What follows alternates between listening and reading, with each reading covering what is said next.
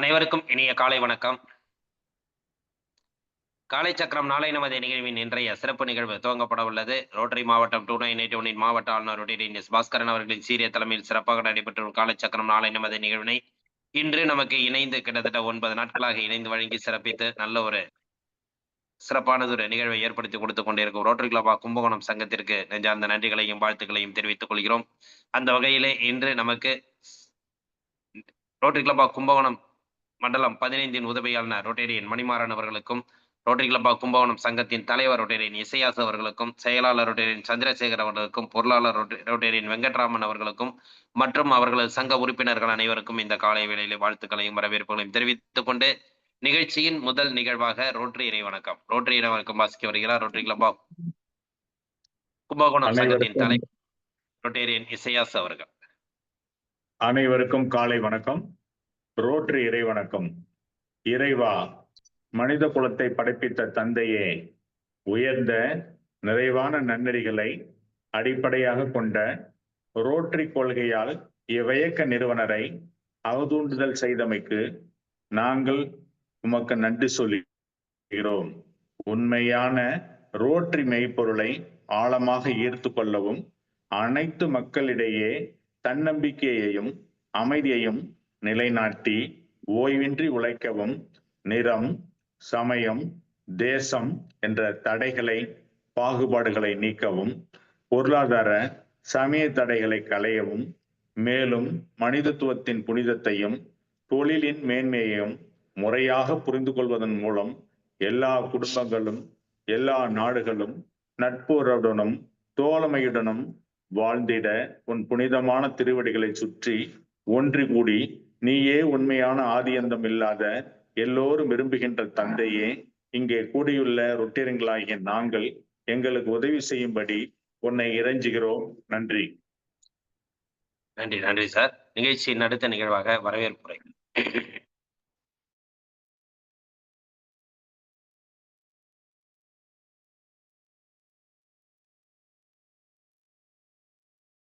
வணக்கம்.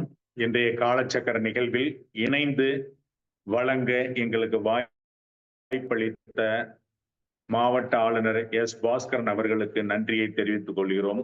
தொடர்ந்து இந்த திட்டத்தை சிறப்பாக நடத்தி வரும் மாவட்டத்தின் சேர்மன் ரோட்டேரியன் குணபாலன் சார் அவர்களுக்கும் வாழ்த்துக்களையும் நன்றியையும் தெரிவித்துக் கொள்கிறோம். மண்டலம் 15 உதவி ஆளுநர் ரோட்டேரியன் மணிமாறன் சார் அவர்களுக்கு வாழ்த்துக்களை தெரிவித்துக் கொள்கிறோம். எனது சக செயலாளர் பொருளாளர் அனைவரையும் வரவேற்று வாழ்த்துக்களை தெரிவித்துக் கொள்கிறேன். எங்களது சங்கத்தின் முன்னாள் மாவட்ட ஆளுநர், தலைவர்கள், மண்டல பொறுப்பாளர்கள், உறுப்பினர்கள் அனைவரையும் இந்நிகழ்விற்கு வரவேற்கிறேன். இன்று பயிற்சிகளை அளிக்க இருக்கும் ஆசான் நல்லசிவம் ஐயா அவர்களையும் இன்றைய நிகழ்வில் சிறப்பு அழைப்பாளர் நாணத்தின் திறவுகோல் என்ற தலைப்பில் அற்புதமான நிகழ்வை நமக்கு தர இருக்கும் இறை சாதனை மார்க்கத்தின் இறைமதன் ஐயா அவர்களையும் வருக வருக என அன்புடன் வரவேற்று இந்நிகழ்வு தொடர்ந்து பயணித்துக் கொண்டிருக்கும் அனைத்து நல் உள்ளங்களுக்கும் இன்றைய காலை வேளையில் வருக வருக என வரவேற்று நமது மண்டலத்தில் தொடர்ந்து இந்த நிகழ்வு 946 நாட்கள் சிறப்புடன் நடைபெற்று வருவதை எண்ணி பெருமை கொள்கிறோம்.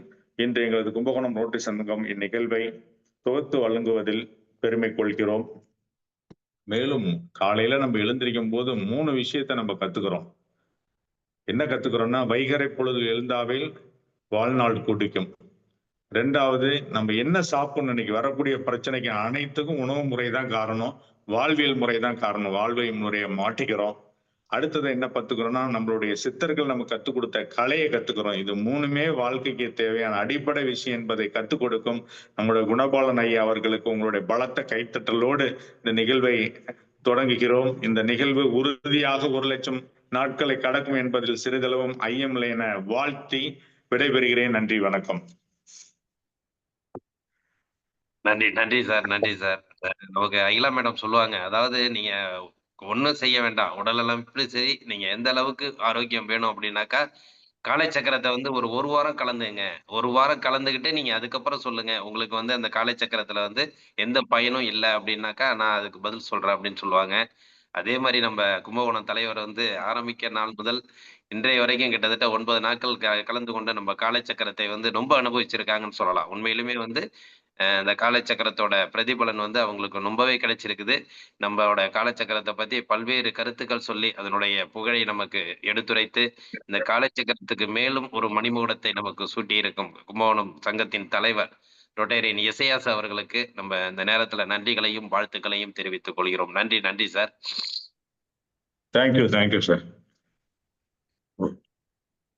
நிகழ்ச்சியின் அடுத்த நிகழ்வாக இறைவேண்டுதல் அளிக்க ஆசான் நல்ல சிவமையா அவர்களை அன்புடன் அழைக்கின்றோம். அனைவருக்கும் இனிய காலை வணக்கம்.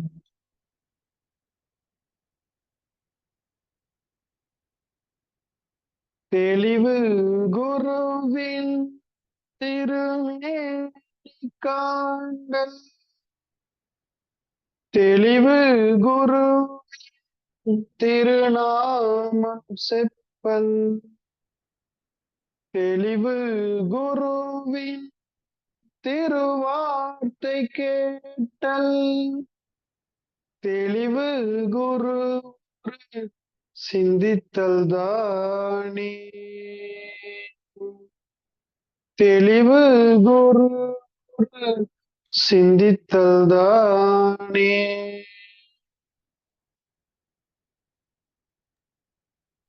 நன்றி ஐயா. அடுத்த நிகழ்வாக அடிப்படை வணக்கம்.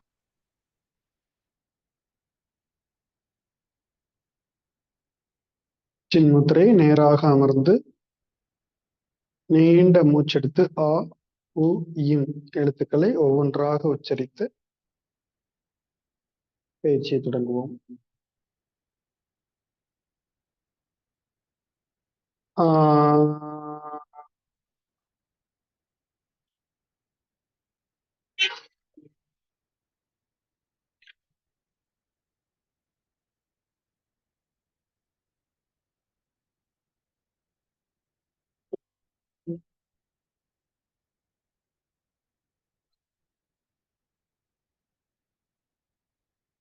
ஓ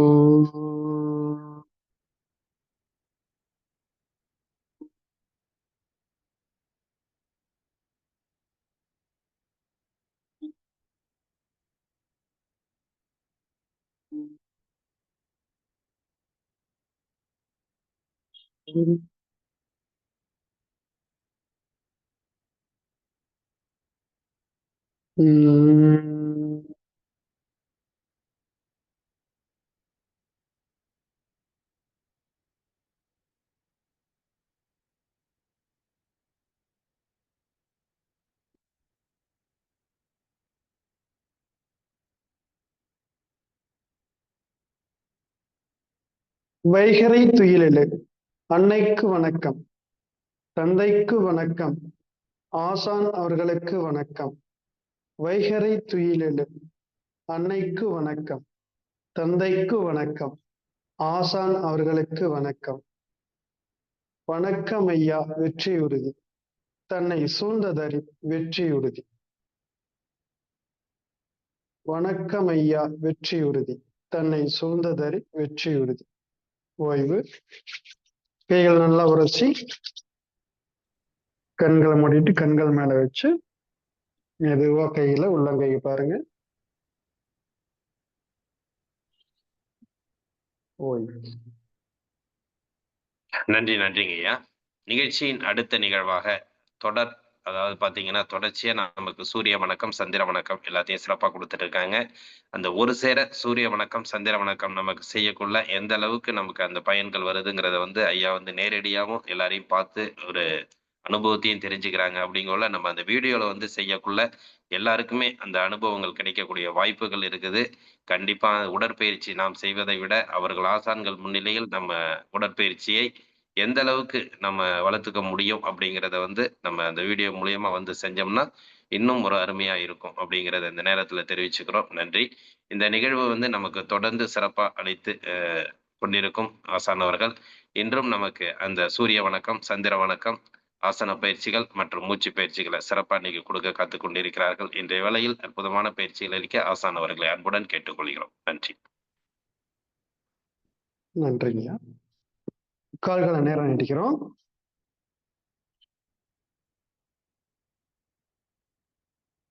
கால் விரல்களை நன்றாக மடக்கி நீட்டுங்க. உடலை தளர வச்சுக்கோங்க. மனதையும் தளர வச்சுக்கணும். இன்னைக்கு தொடக்கத்திலேயே பார்த்தீங்கன்னா வரவேற்புரையாற்றிய ஐயா அவங்க மிக சிறப்பாக நல்லா இந்த பயிற்சியை 10 நாள் கவனிச்சு இது அதாவது உண்மையாலுமே எதுவுமே எந்த ஒரு செயல் செஞ்சாலும் உண்மைத்தன்மையோட நல்லா கவனிச்சு செய்யும் போது அது வெற்றியடையுங்கிறத அவர் வரவேற்புரையில தெளிவா சொன்னாங்க. அது மட்டும் இல்லாம ஒரு கலை எங்க ஊற்றெடுத்ததோ அந்த இடத்துல நாம கற்றுக்கொள்ளும் போது அது முழுமையா நமக்கு சேர்கிறது. சித்தர்கள் இந்த யோகா பயிற்சி அப்படிங்கிறது சித்தர்கள் தான் இதுக்கு எல்லாமே மூலம். குறிப்பா திருமூலர் சித்தர் அவர்கள் அட்டாங்க என்னும் யோகம் நன்னெறி இன்னெறி எண்ணாது அட்டாங்க தன்னெறி சென்று சமாதியிலே நின்று நன்னெறி செல்வார்க்கு ஞானத்தில் ஏகலாம் புன்னெறி யாகத்தில் போக்கில்லை யாகுமே அப்படின்னு அட்டாங்க யோகத்தை பத்தி சொல்லியிருக்காங்க. நம்ம செய்யக்கூடிய இந்த பயிற்சியை பாத்தீங்கன்னா திருமூலர் அடிப்படையா வச்சு அவங்களுடைய கருத்துக்களை எடுத்துக்கிட்டதா இந்த பயிற்சியை கொண்டுட்டு போறோம். மிக சிறப்பான தொடக்கம் என்று நன்றிங்க ஐயா. ரோட்டரி சங்கங்களுக்கு நன்றியோடு நாம் பயிற்சியை தொடங்குவோம். ரைட் லெக் மடக்கி நீட்டுறோம்.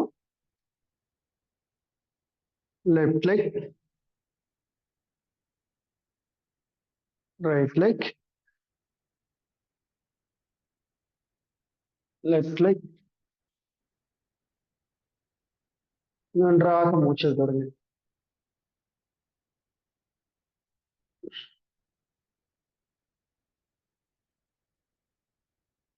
நின்ற நிலைக்கு வந்துடுறோம்.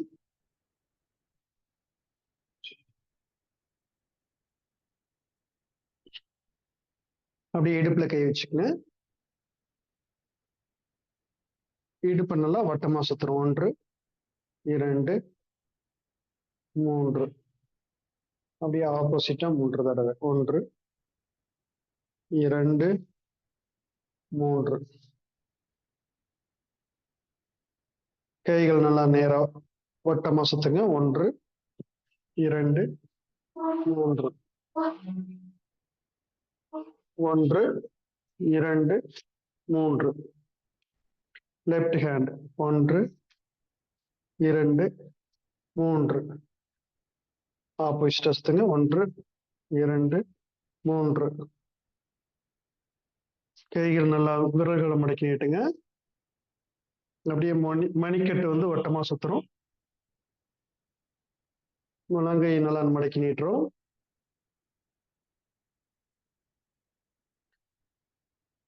ஷோல்டர் நல்லா வட்டமா சுத்துறோம். முழங்கை வட்டமா சுத்தணும். இந்த ஷோல்டருக்கு நல்லா பயிற்சி.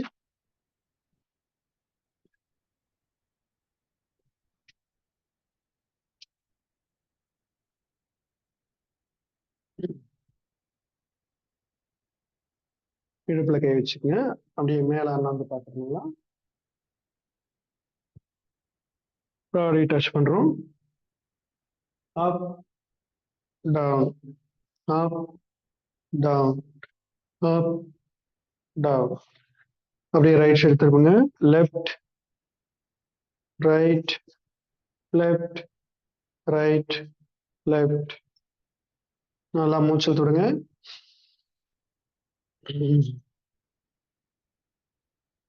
ரைட் சைடு ஷோல்டர்ல இருந்து அப்படியே கீழ் நோக்கி வட்டமா சுத்துறோம். கழுத்து நல்லா ரவுண்டா சுத்துறோம். 1 2 3. இப்போ லெஃப்ட் சைடு ஷோல்டர் கீழ் நோக்கி நல்லா வட்டமா சுத்துறோம். 1 2 3.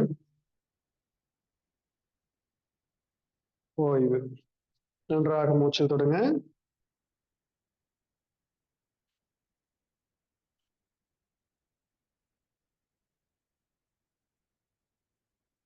நம்முடைய உச்சி முதல் பாதம் வரை நாம அசைவு பயிற்சிகளை செஞ்சோம். அடுத்து சூரிய வணக்கம் முதல் நிலை.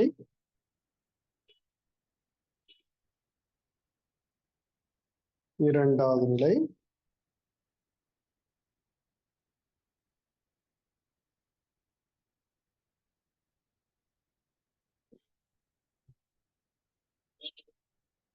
நல்லா மூச்செழுங்க.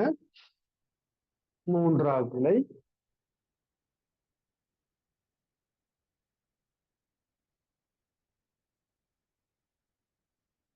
நான்காவது நிலை. ரைட் லெக் நல்லா பின்னாடி கொண்டு போங்க. நல்லா மேல பாருங்க.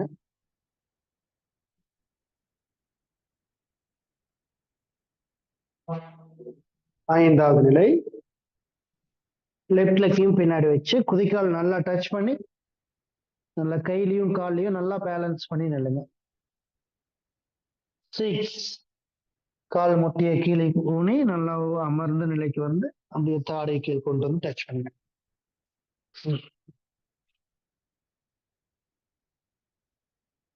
7. இடுப்பு கீழே இறக்கி நல்லா முடிஞ்ச அளவு நிமிர்ந்து பார்க்கணும். 8.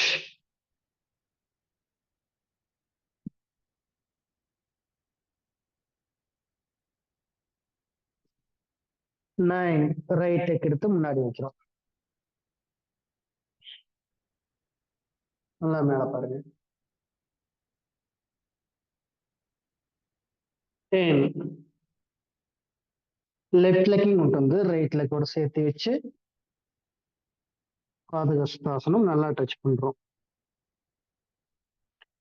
11. ஸ்ட்ரெயிட்டா வந்துட்டு நல்லா மூச்சு இழுத்து விடுங்க. மூச்சு இழுத்துக்கிட்டே பேக் பெண்டிங்.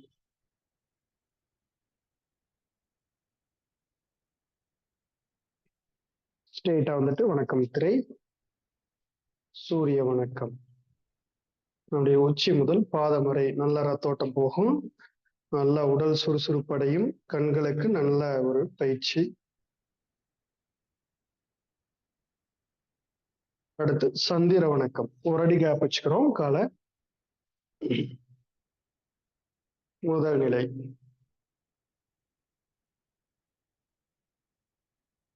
நல்லா எவ்வளவு உயர்வோ நம்ம காலை உயர்த்த முடியுமோ அந்த அளவுக்கு உயர்த்துங்க. 2. Right side. 3.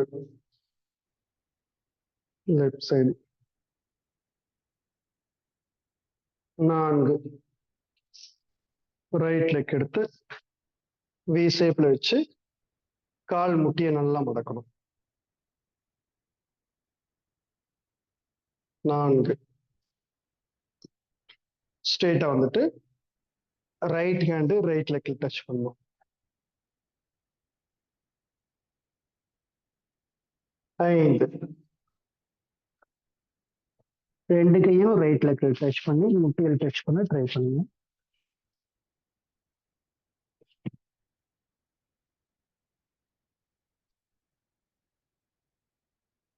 7வது நிலை. கால் முட்டியை கீழே ஊனி ரைட் சைடு நல்லா திரும்பி விரையாசனம் மாதிரி செய்யும்.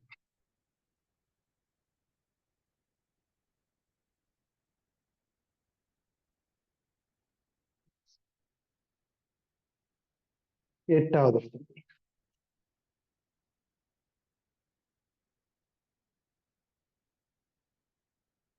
வணக்கம் வச்சிருக்கணும் ரைட் சைடு. 9வது நிலை அப்படியே left side.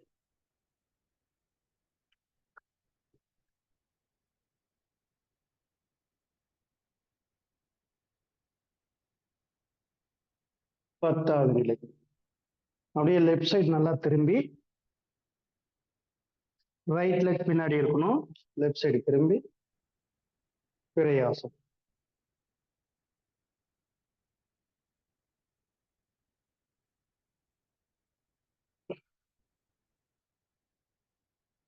11.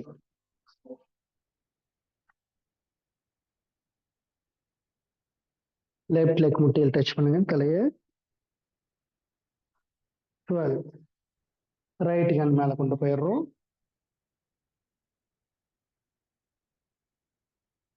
13.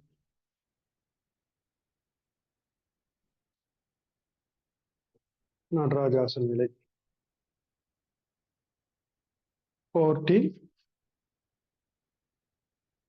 right side, 15 left, 16 ஓய்வு. நன்றாக மூச்சில் தொடுங்க. நல்லா ஆழ்ந்த மூச்சு தொடுங்க.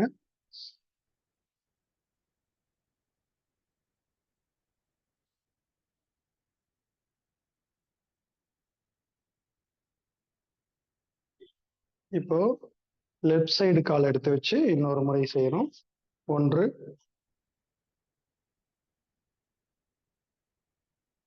2 லெஃப்ட், 3 ரைட், 4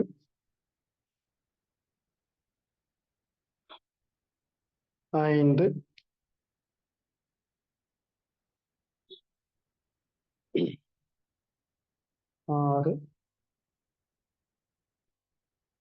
7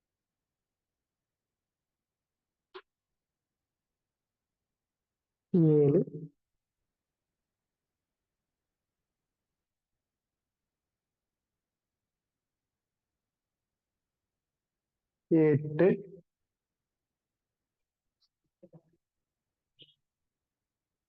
9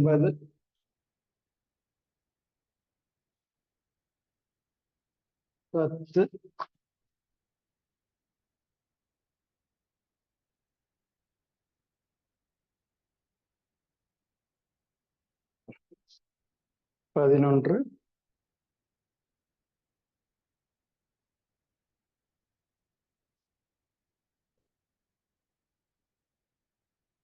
11 12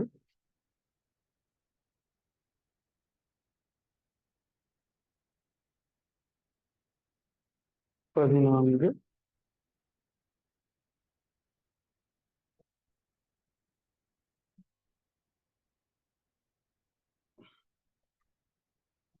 15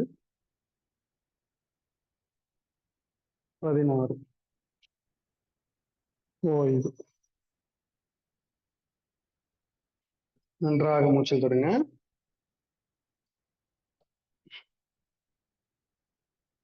நல்லா ஆழ்ந்த மூச்சில் தொட்டு பாருங்க.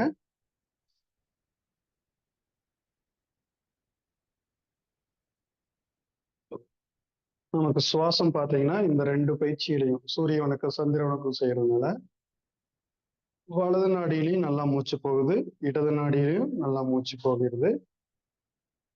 அப்ப 2 நாடியிலையும் மூச்சு போகும்போது நமக்கு நடுநாடியில முழுமையான சுவாசம் கிடைக்கும். அப்பதான் நமக்குடைய அறிவு நிலை நல்லா வேலை செய்யும்னு சொல்லுவாங்க. இந்த 2 பயிற்சியிலையும் நீங்க சிறப்பா செஞ்சு பழகுங்க. அமர்ந்த நிலைக்கு வந்துடுறோம்.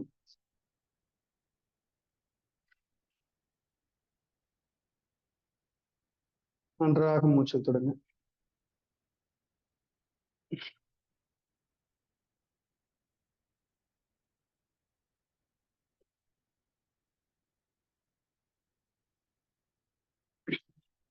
அடுத்து வக்ராசம். ரைட் லெக் எடுத்து லெஃப்ட் சைடு கொண்டு வரும். லெஃப்ட் ஹேண்ட் நல்லா பிடிச்சிட்டு ரைட் சைடு கை நல்லா பின்னாடி வச்சு ரைட்ல நல்லா திரும்புறோம். 1 2 3 4 5 6 7 8 9 10 போய் நன்றாக மூச்சு தொடுங்க.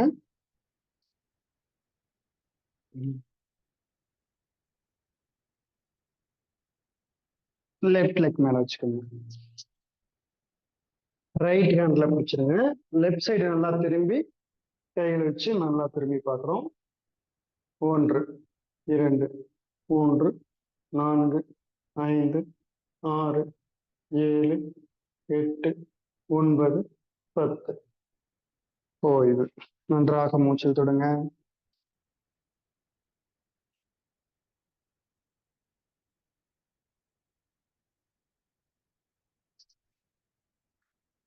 நேராக பார்த்துக்கிறோம்.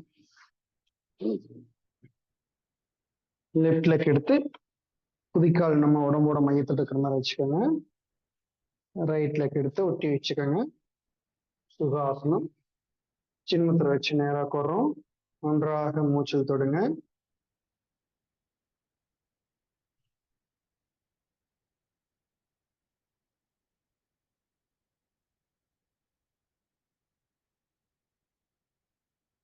அப்படியே நல்லா ஆழ்ந்த சுவாசத்தை கவனிங்க. மெதுவாக மூச்செடுத்து மெதுவாக விடுங்க.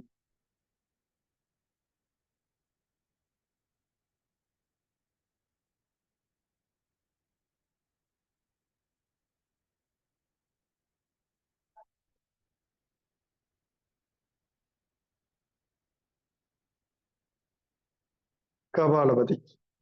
பெருவரில் வச்சுக்கிறோம்.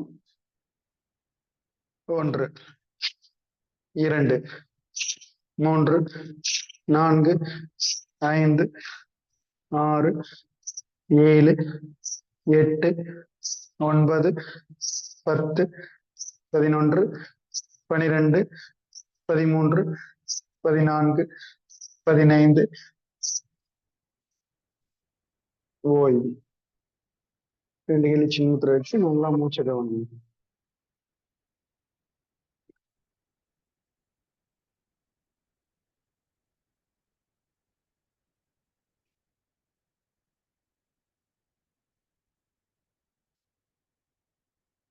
மோதிர விரல் வச்சுக்கோங்க. 1 2 3 4 5 6 7 8 9 10 11 12 13 14 15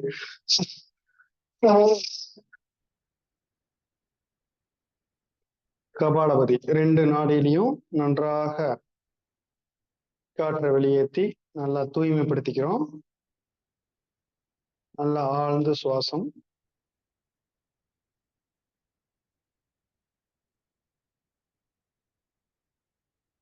மெதுவாக மூச்செடுத்து மெதுவாக விட வேண்டும்.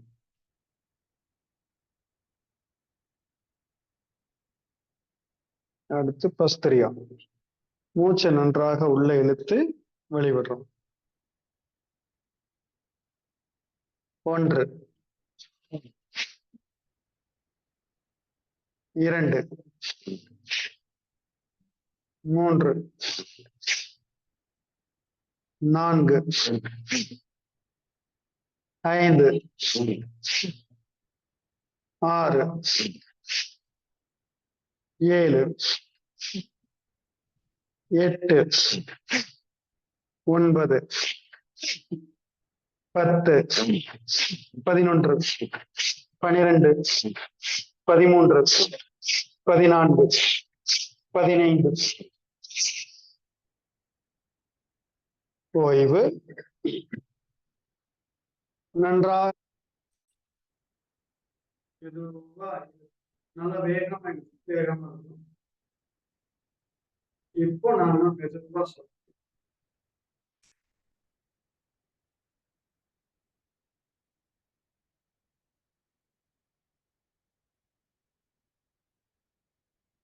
ஆரம்பத்துல செய்யறவங்களுக்கு கொஞ்சம் கிரகிரப்பு வர மாதிரி இருக்கும். பயிற்சி செய்யும்போது நீங்க அந்த 10 வினாடி ஓய்வு எடுத்தீங்கன்னாலும் அது சரியாயிடும். உங்களுடைய இயல்புக்கு தகுந்த மாதிரி 15 செகண்ட் அல்லது 10 முறை செஞ்சாலும் கூட போதும். 2ஆ பிரிச்சு செய்யும். 10 முறை கபாலபதி செஞ்சுட்டு மறுபடியும் 2 நாடி செஞ்ச பிறகு மறுபடியும் ஒரு 10 செகண்ட் செய்யுங்க. அடுத்தது நல்லா ரிலாக்ஸ் பண்ணிட்டு பஸ்திரியா மூச்சு இழுத்து 10 தடவை ரெஸ்ட் எடுத்துட்டு மறுபடியும் அதாவது சுவாச பிரச்சனை இருக்கிறவங்களுக்கு ஒரு 20 முறையாவது செஞ்சாதான் நல்லா ஆரோக்கியமா.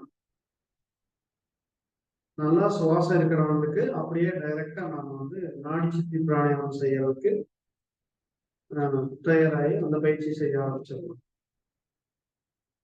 ஆனா ஒரு 5 நாளைக்கு ஒருக்காவது நம்ம இந்த கபாலபதி பஸ்திரியா செஞ்சாதான் நம்ம இவ்வளவு பொல்யூஷன் அதிகமானதுனால சுவாசத்தின் மூலயமா நமக்கு நிறைய டஸ்ட் எல்லாமே உள்ள போகுது.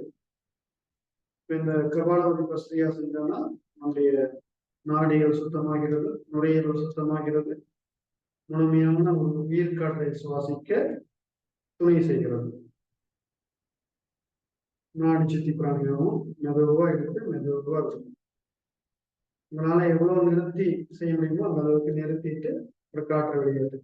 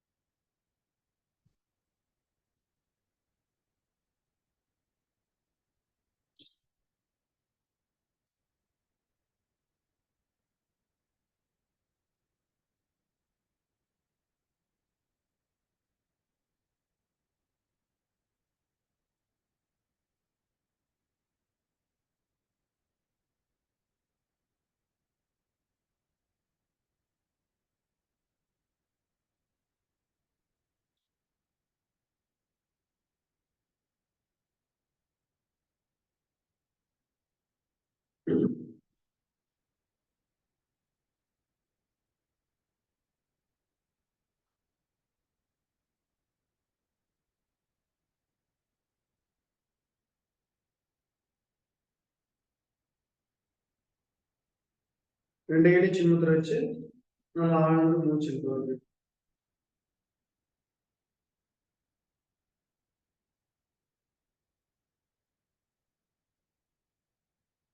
நாடி சுத்தி பிராணாயாமம் ஒரு 3 முறை செஞ்சுட்டு இந்த மாதிரி 2 ஏழு சின்னத்துல வச்சு ஆழ்ந்து மூச்சு எடுத்து மெதுவாக விடுறது ரொம்ப அவசியமா இருக்கும்.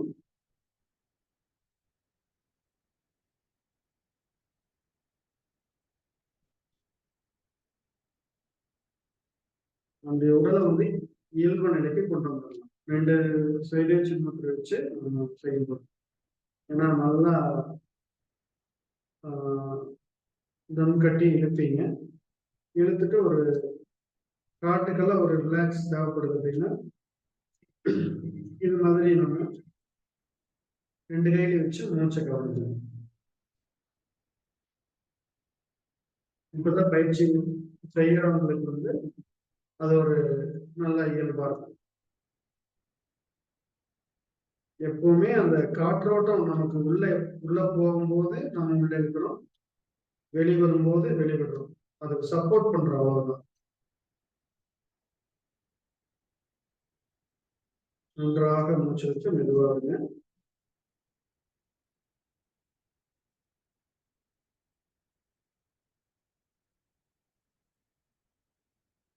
அப்படியே சாந்தியாசனம் ஏற்படுத்துருங்க.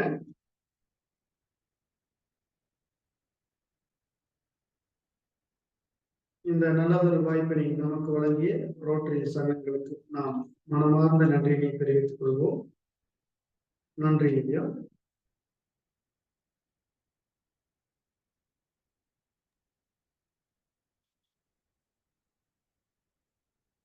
நன்றிங்க ஐயா. இன்றைய வேளையில் அற்புதமாக நமக்கு அனைத்து விதமான ஆசன பயிற்சிகளும் அளித்து சிறப்பித்த ஆசான் சிவமையா அவர்களுக்கு நெஞ்சார்ந்த நன்றிகளையும் வாழ்த்துக்களையும் தெரிவித்துக் கொள்கிறோம். நன்றிங்க ஐயா. நன்றி. நிகழ்ச்சியின் அடுத்த நிகழ்வாக ஹீலர் பாஸ்கர் ஐயாவின் தினம் ஒரு சிந்தனை ஆடியோ மூலம் கேட்க இருக்கிறோம்.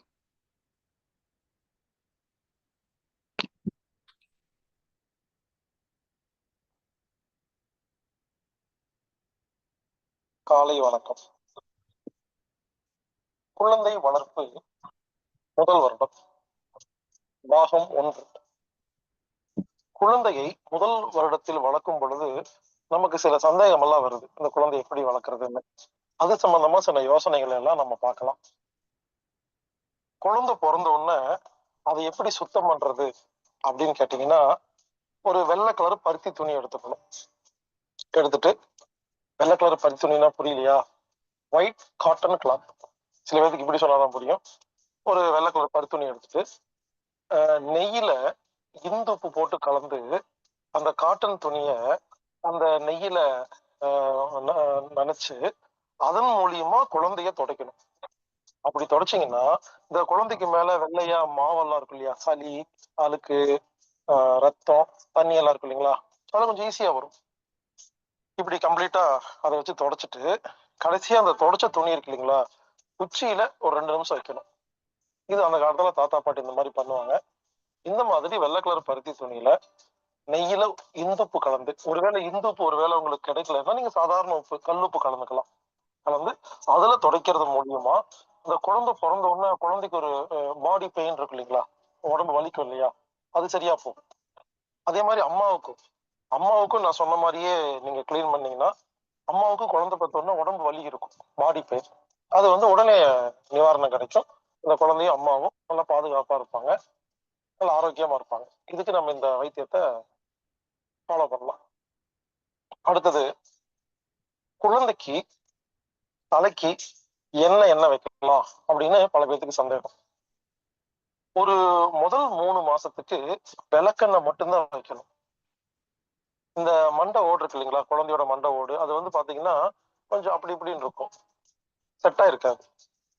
அதனால ஒரு முதல்ல 3 மாசத்துக்கு விளக்கெண்ணெயில தலையில தடவிட்டு வந்தீங்கன்னா விளக்கெண்ணெய் இந்த மண்டை ஓட செட் பண்றதுக்கு, மண்டை ஓடுக்கு தேவையான சக்தி எல்லாம் கொடுக்கும். ஒரு 3 மாசம் கழிச்சு அதுக்கப்புறம் நீங்க வேணா தேங்காய் எண்ணெயோ நல்லெண்ணெயோ நீங்க அந்த குழந்தைக்கு தலையில தடவிக்கலாம். ஒரு 3 மாசத்துக்கு விளக்கு எண்ணெய் அப்படிங்கிற காஸ்டர் ஆயில் அப்படிங்கிற ஆமணக்கு எண்ணெயை பயன்படுத்துவது மிக மிக சிறப்பு. அடுத்தது, பிறந்த குழந்தைய எந்த தண்ணியில குளிக்க வைக்கிறது அப்படின்னு பல பேர்த்துக்கு சந்தேகம். பொதுவா என்ன பண்றோம், ஒரு குழந்தை பிறந்த உடனே லேசா சுடுதண்ணியில குளிப்பாட்டுறோம். இது தப்புங்க. இப்போ நல்லா கவனிங்களேன், முதல்ல இப்பதான் குழந்தை பிறந்திருக்கு. நீங்க சுடுதண்ணியில மட்டும் முதல்ல குளிப்பாட்டிட்டீங்கன்னா பாடி சுடுதண்ணிக்கு செட் ஆயிடும். இப்பெல்லாம் ஏன் தெரியுமா, யாருக்குமே பச்சை தண்ணியில குளிச்சோம்னா சளி பிடிக்குது, காய்ச்சல் வருது, பச்சை தண்ணி பார்த்தாவே பயப்படுறாங்க, மழையில போய் நனைய மாட்டேங்கிறாங்க. ஒரு குழந்தை வெளியே தூக்கிட்டு போனா சளி பிடிக்குது, மழை நனைஞ்சா சளி பிடிக்குது. நீங்க மழை என்பது இயற்கை, பனி என்பது இயற்கை, பச்சை தண்ணி என்பது இயற்கை. இதுக்குள்ள போனா உங்களுக்கு எல்லாம் வலிக்குதுன்னு என்ன அர்த்தம்னா, பிறந்த உடனே சுடுதண்ணி ஊத்தி குழந்தைய சுடுதண்ணிக்கு செட் பண்ணி செயற்கையா மாத்திட்டீங்கன்னு அர்த்தம். நீங்களே யோசிச்சு பாருங்க, ஒரு 500 வருஷத்துக்கு முன்னால ஒரு குழந்தை பிறக்குது, சுடுதண்ணி எல்லாம் இல்ல, என்ன பண்ணிருப்பாங்க, ஆத்தண்ணி குளத்தண்ணி எடுத்து ஊத்தி கழுவிருப்பாங்களா இல்லையா, போட்ட தண்ணி எடுத்து. அதனால இங்க பாருங்க, பிறந்த குழந்தைக்கு முதல்ல குளிப்பாட்டும் போது சாதாரண பச்சை தண்ணி இருக்கு இல்லைங்களா, அதுல மட்டும் கிளீன் பண்ணி குளிப்பாட்டிருங்களேன், இந்த உடம்பு இருக்கு இல்லையா பச்சை தண்ணிக்கு செட் ஆயிடும். அதுக்கப்புறம் இந்த குழந்தை வாழ்நாள் ஃபுல்லா பச்சை தண்ணியில தான் குளிக்கும். மழையில நினையும் பாருங்க, அதுக்கெல்லாம் சளியெல்லாம் பிடிக்காது, காய்ச்சல்லாம் வராது. மழை என்பது இயற்கை. யாரும் மழையில் நினைந்து சளி பிடிக்கவில்லையோ காய்ச்சல் வரவில்லையோ நீங்கள் ஆரோக்கியமாக இருக்கிறீர்கள் என்ற அர்த்தம். யாரெல்லாம் மழையில் நினைஞ்சோன்னா சளி பிடிக்குதோ காய்ச்சல் வருதோ உடம்பு ஒழுங்காலன்னு அர்த்தம். இப்பெல்லாம் செயற்கையை சாப்பிட்டா செயற்கை கிட்ட போனா நல்லா இருக்காங்க, இயற்கை பக்கம் போனாவே பயமா இருக்கு. அப்ப என்ன அர்த்தம், உடம்பு செயற்கையா மாறிடுச்சுன்னு அர்த்தம். அதனால பிறந்த குழந்தைக்கு தயவு செய்து சுடுதண்ணியில குளிப்பாட்டாதீங்க, லேசா பச்சை தண்ணியில குளிப்பாட்டுங்க. அது ஃபர்ஸ்ட் டைம் குளிப்பாட்டிட்டுன்னா அதுக்கப்புறம் அதவே அப்படியே மெயின்டைன் பண்ணுங்க. பாருங்க, குழந்தை உங்ககிட்ட கேட்டுச்சா சுடுதண்ணி குளிக்கணும்னு சொல்லி, முதல்ல பச்சை தண்ணி குளிச்சுட்டு அதுக்கப்புறம் எப்பப்பெல்லாம் குளிக்க வைக்கிறீங்களோ பச்சை தண்ணியிலேயே குளிச்சுட்டே வந்தீங்கன்னா அந்த குழந்தை ஆரோக்கியமாக இருக்கும், கண்டிப்பாக இயற்கையோடு ஒத்திருக்கும். அதாவதுங்க, ஏங்கிறத சொல்றேன், இந்த தண்ணியை சூடு பண்றீங்கல்ல, தண்ணியை சூடு பண்ணும் பொழுது தண்ணியில் உள்ள பிராணன், ஆக்சிஜன், உசுறு இதெல்லாம் ஆவியாகி போயிடும். அந்த தண்ணி கொண்டு குழந்தை மேல ஊத்துனீங்கன்னு என்ன தெரியுமா, குழந்தையிடம் இருக்கும் பிராணனை அந்த சுடுதண்ணி, சுடுதண்ணி பிராணன் இல்ல, இது குழந்தையோட பிராணனை வாங்கிட்டு பாத்திரம் மூலையே வெளியே போயிடும், குழந்தை வீக் ஆயிரும். குழந்தை மட்டும் இல்ல, ஆக்சுவலா சுடுதண்ணி யாருமே குளிக்கவே கூடாது. இவ்வளவு உதாரணத்துக்குங்க, 2 தண்ணி சேரும் பொழுது இல்ல 2 உடம்பு சேரும் பொழுது யாருகிட்ட பிராணன் அதிகமா இருக்கு யார்கிட்ட கம்மியா இருக்குன்னு பாக்கணும். யார்கிட்ட பிராணன் அதிகமா இருக்கோ அவங்கள போய் பிராணன் கம்மியா இருக்கிறவங்க தொட்டாங்கன்னா இந்த பிராணன் அங்க வந்துடும், இதான் கணக்கு. அப்போ பச்சை தண்ணியில குளிக்கும் போது என்ன ஆகுதுன்னா, பச்சை தண்ணியில் இருக்கும் பிராணன் குழந்தையோட உடம்புக்குள்ள போகும். கொதிக்க வச்ச தண்ணியில குளிக்கும் போது என்ன ஆகுது, கொதிக்க வச்ச தண்ணியில பிராணன் இல்லாதனால குழந்தையோட உடம்புல இருக்கிற பிராணம் போயிருது. அதனால முதல்ல குளிப்பாடுற தண்ணி பச்சை தண்ணியா இருக்கட்டும். அதுக்கப்புறம் அதை அப்படியே மெயின்டைன் பண்ணுங்க. கண்டிப்பா குழந்தை நல்லா இருக்குங்க. சுடுதண்ணி பழக்காதீங்க. சுடுதண்ணி பழக்கினீங்கன்னா செயற்கை ஆயிடும். அடுத்தது, முதல்ல ஒரு குழந்தைக்கு என்ன உணவு கொடுக்கணும்? அதாவது உணவுன்னா தாய்ப்பால் தாங்க உணவு. பிறந்த குழந்தை ஒண்ணு முதல்ல தாய்ப்பால் தான் கொடுக்கணும். அது வேற விஷயம். நான் சொல்றது, தாய்ப்பால் கொடுத்துட்டு இருக்கீங்க. முதல்ல வெளியிருந்து நம்ம ஏதாவது உணவு கொடுக்கணும் இல்லையா? சொல்லுவாங்க இல்லையா, தேன் நாக்குல வச்சாங்கன்னு. அப்ப என்ன பண்ணலாம்னா, முதல் உணவு தேனுல தங்க பஸ்பம் சொல்லுவாங்க இல்லையா, தங்க பஸ்பம், கோல்டு, அதை கலந்து கொடுக்கலாம். இப்ப எல்லாம் தங்க பஸ்பம் எல்லாம் யாருக்குமே தெரியலைங்க. நான் கூடிய சீக்கிரம் உங்களுக்கு இந்த தங்க பஸ்பம் எப்படி தயாரிக்கிறதுன்னு சொல்லி கொடுக்குறேன். இப்போதைக்கு எங்காவது கிடைச்சா வாங்கிக்கோங்க. தேனுல கொஞ்சமா தங்க பஸ்பம் கலந்து மோதிர விரல்ல வச்சு அந்த குழந்தையோட நாக்குல முதல்ல தடவணும். இதுதான் முதல் உணவா இருக்கணும். இல்லையா, நெய்யில தங்க பஸ்பத்தை கலந்து குழந்தையோட நாக்குல லேசா நீங்க பாருங்க, குழந்தைக்கு எது கொடுக்கறதா இருந்தாலும் மோதிர விரல கொடுக்கறது தான் சிறப்பு. இந்த தேனி நெய் கலக்கிறாதீங்க. இது வந்து பாய்சன். எப்பவுமே தேனு நெய்யும் தனித்தனியா தான் பயன்படுத்தணும், ஒன்னா சேர்த்தப்படாது. ஒண்ணு தேன் கொடுங்க, இல்ல நெய் கொடுங்க, இல்ல தேன்ல தங்க பசுமத்தை கலந்து கொடுங்க, இல்ல நெய்யில தங்க பசுமம் கலந்து கொடுங்க. எது கொடுத்தாலும் மோதிர விரல்ல கடுகளவு கொஞ்சமா கொடுக்கணும். கொஞ்சமா கொடுத்தா போதும். இப்படி முதலில் கொடுக்கிற அந்த உணவு தேனா இருக்கணும், நெய்யா இருக்கணும், இல்ல தங்க பசுமம் கலந்த தேனா நெய்யா இருக்கணும். இப்படி கொடுங்க. இதுதான் முதல் உணவு.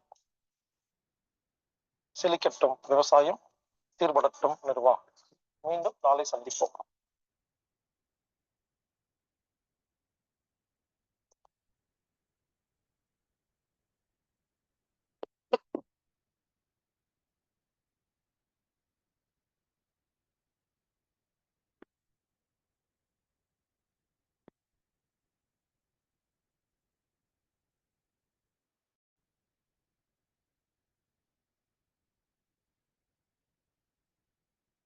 நன்றிங்க ஐயா. இன்றைய வேளை அற்புதமாக நமக்கு சிந்தனைகள் அளித்து சிறப்பித்துக் கொடுத்த ஹீலர் பாஸ்கர் ஐயா அவர்களுக்கு நெஞ்சார்ந்த நன்றிகளையும் வாழ்த்துக்களையும் தெரிவித்துக் கொள்கிறோம். நன்றிங்க ஐயா. இன்றைய நிகழ்வின் நமக்கு சிறப்பு விருந்தினர் ஞானத்தின் திறவுகோல் என்ற அற்புத நிகழ்வை நமக்கு ஏற்படுத்த காத்துக் கொண்டிருக்கும் இறை சாதனை மார்க்கத்தின் இறைமதன் ஐயா அவர்கள் இன்று ஞானத்தின் திறவுகோல் என்ன என்பதை பற்றி நமக்கு நாமே எந்த அளவுக்கு அந்த திறவுகோலை நாம் சிறப்பாக நமக்கு நாமே செய்து கொள்ள முடியும் என்பதை பற்றி ஒரு அற்புதமான நிகழ்வை நமக்கு ஏற்படுத்த காத்துக் கொண்டிருக்கிறார்கள். இந்த வேளையில் நமக்கு ஞானத்தின் திறவுகோல் என்ற அற்புதமான நிகழ்வை வழங்க இறை சாதனை மார்க்கத்தின் இறைமதன் ஐயா அவர்களை அன்புடன் அழைக்கின்றோம்.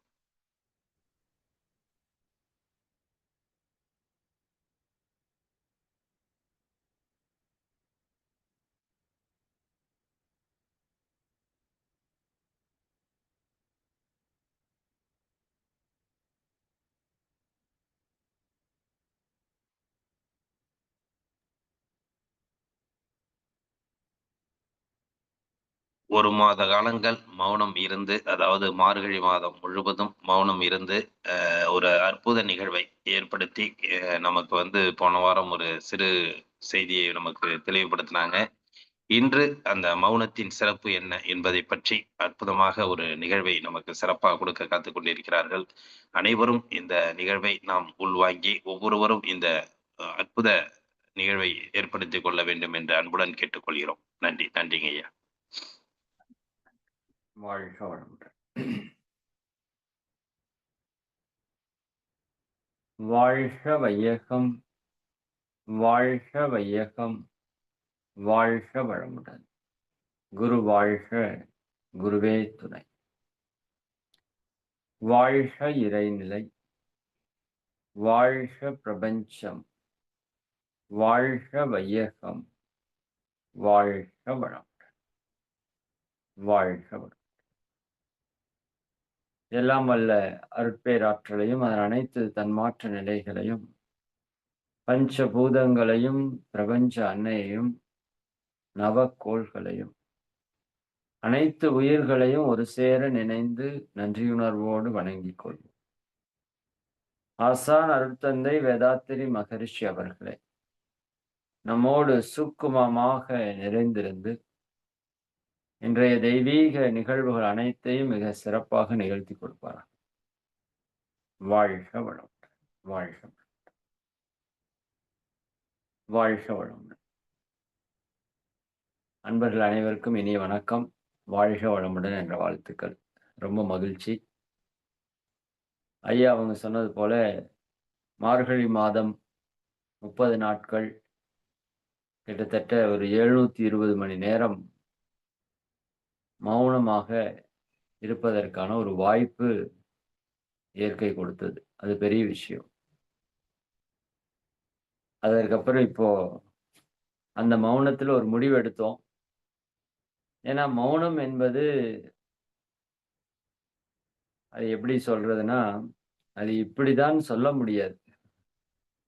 சரிங்களா? அதுல கிடைக்கக்கூடிய அனுபவங்கள், ஆனந்தங்கள், அதுல கிடைக்கக்கூடிய ஞானங்கள், அதுல நம்ம உணரக்கூடிய உணர்வுகள், இது எல்லாத்தையுமே அப்படியே ஷேர் பண்ணிட முடியாது. அது அந்த மாதிரி ஒரு விஷயமா இருக்குது. உதாரணத்துக்கு நான் என்ன சொல்றேன்னா, நம்ம லைஃப்ல எல்லாமே அப்படிதான் இருக்குது. நான் ஒரு ஆஸ்திரேலியா போறேன்னு வச்சுக்கோங்களேன். அங்க ஒரு ஃப்ரூட்ஸ் கிடைக்குது எனக்கு. அத நான் சாப்பிடுறேன். சாப்பிட்டா அப்படி ஒரு டேஸ்ட்டா இருக்குதுன்னு வச்சுக்கோங்க. அந்த டேஸ்ட்ட நான் எப்படி உங்ககிட்ட ஷேர் பண்ண முடியும்? இல்லையா? கொஞ்சம் நியரரா சொல்லலாம். அது கொஞ்சம் மாதுளம்பழம் மாதிரி இருந்தது, கொஞ்சம் ஆப்பிள் மாதிரி இருந்தது, கொஞ்சம் கொய்யாப்பழம் மாதிரி இருந்தது. இன்னும் வேற ஏதாவது எக்ஸ்ட்ரார்டினரி டேஸ்ட்டா சர்க்கரை மாதிரி இருந்ததுன்னு ஏதாவது சொல்லலாமே தவிர, பட் அதை அப்படியே உங்ககிட்ட கடத்த முடியுமான்னா முடியாது. அப்ப அந்த உணர்வுகள நம்ம உணர்ந்தா தான், அனுபவிச்சா தான், அது நான் இவ்வளவு தூரம் சொல்றத விட, அதுல ஒரு பீஸ் வாங்கி உங்களுக்கு அனுப்பிச்சுடுறேன்னு வச்சுக்கோங்களேன். நீங்க சாப்பிட்டீங்கன்னா அது தெரிஞ்சிடும். அந்த மாதிரி இந்த உலகத்துல இருக்கிற அத்தனை இன்பங்களையும் அனுபவிக்கிறதுக்கு வந்தவங்க நம்ம. இந்த உலகம் கடந்து இருக்கிற மெய்ப்பொருள். அதை அனுபவிக்கும்போது கிடைக்கிற இன்பம் பேரின்பம். இந்த உலகப் பொருட்கள் எல்லாம் அனுபவிக்கிறப்ப கிடைக்கிற இன்பம் சிற்றின்பம். அந்த சிற்றின்பத்துக்கும் பேரின்பத்துக்கும் என்ன வித்தியாசம்னா, இந்த சிற்றின்பங்கள் தொடங்குறப்ப சந்தோஷமா இருக்கும். ஒரு குறிப்பிட்ட லிமிட் வரைக்கும் மகிழ்ச்சியா தான் இருக்கும். ஆனா ஒரு குறிப்பிட்ட லிமிட்ட கடந்து போயிருச்சுன்னா, அது துன்பமா மாறிடும். இப்ப நான் பேசுறேன். ஒரு 20 நிமிஷம் 1/2 மணி நேரம் பேசினா உங்களுக்கு இனிமையா இருக்கலாம். இதே 10 மணி நேரம் பேசிட்டே இருக்கேன், இல்ல 2 நாள் பேசுறேன்னா, உங்களால பார்க்க முடியுமா? கேட்க முடியுமா? துன்பமாயிரும் இல்லையா? இல்லையா? ஒரு டிவி பார்க்குறீங்க, ஒரு 10 மணி நேரம் பார்க்க முடியுமா? கஷ்டம். சாப்பிடுறீங்க, ஒரு 50 இட்லி சாப்பிட முடியுமா? கஷ்டம். பாட்டு கேட்கிறோம், ஒரு 3 மணி நேரம் பாட்டு கேட்டுட்டே இருக்க முடியுமா? கன்டினியூவா? கஷ்டம். அப்ப எதெல்லாம் இன்பமா இருந்து துன்பமா கன்வெர்ட் ஆகுதோ, அதெல்லாம் சிற்றின்பம். அத அளவோட, முறையோட வச்சுக்கிட்டா இன்பமாவே இருக்கும். அளவு முறை மீறுச்சுன்னா துன்பமாயிரும். ஆனா உலகத்துல ஒரே ஒரு இன்பம், நீங்க எந்த அளவுக்கு எல்லை மீறி, அளவு மீறி போனீங்கனாலும் துன்பமாவே மாறாது. அப்படி ஒரு இன்பம் இருக்குது. ரமணர் பாடல்ல கூட சொல்லுவாங்க, "இன்பமான ஒரு பொருள் இருக்குதுந்தன் நெஞ்சிலே." சரிதானுங்களா? அப்ப அது உனக்கு உள்ள போனீன்னா அதை உணரலாம். அதுதான் நீயாக இருக்கிறது. அதுதான் இறையாக இருக்கிறது. அந்த இன்பத்திற்கு பேரு பேரின்பம்னு பேரு. எவ்வளவு போனீங்கனாலும் துன்பமாக மாறாத, அது இப்ப இருக்கிற இன்பங்களைப் போல பல கோடி, கோடி, கோடி, கோடி மடங்கு அதிகம். எப்படி சொல்றது? இப்ப உலக இன்பங்கள்ல, இந்த புலன் இன்பங்கள்ல அதிகபட்சமான இன்பத்தை கொடுக்கிறது பாலுணர்வு தான். சரிங்களா?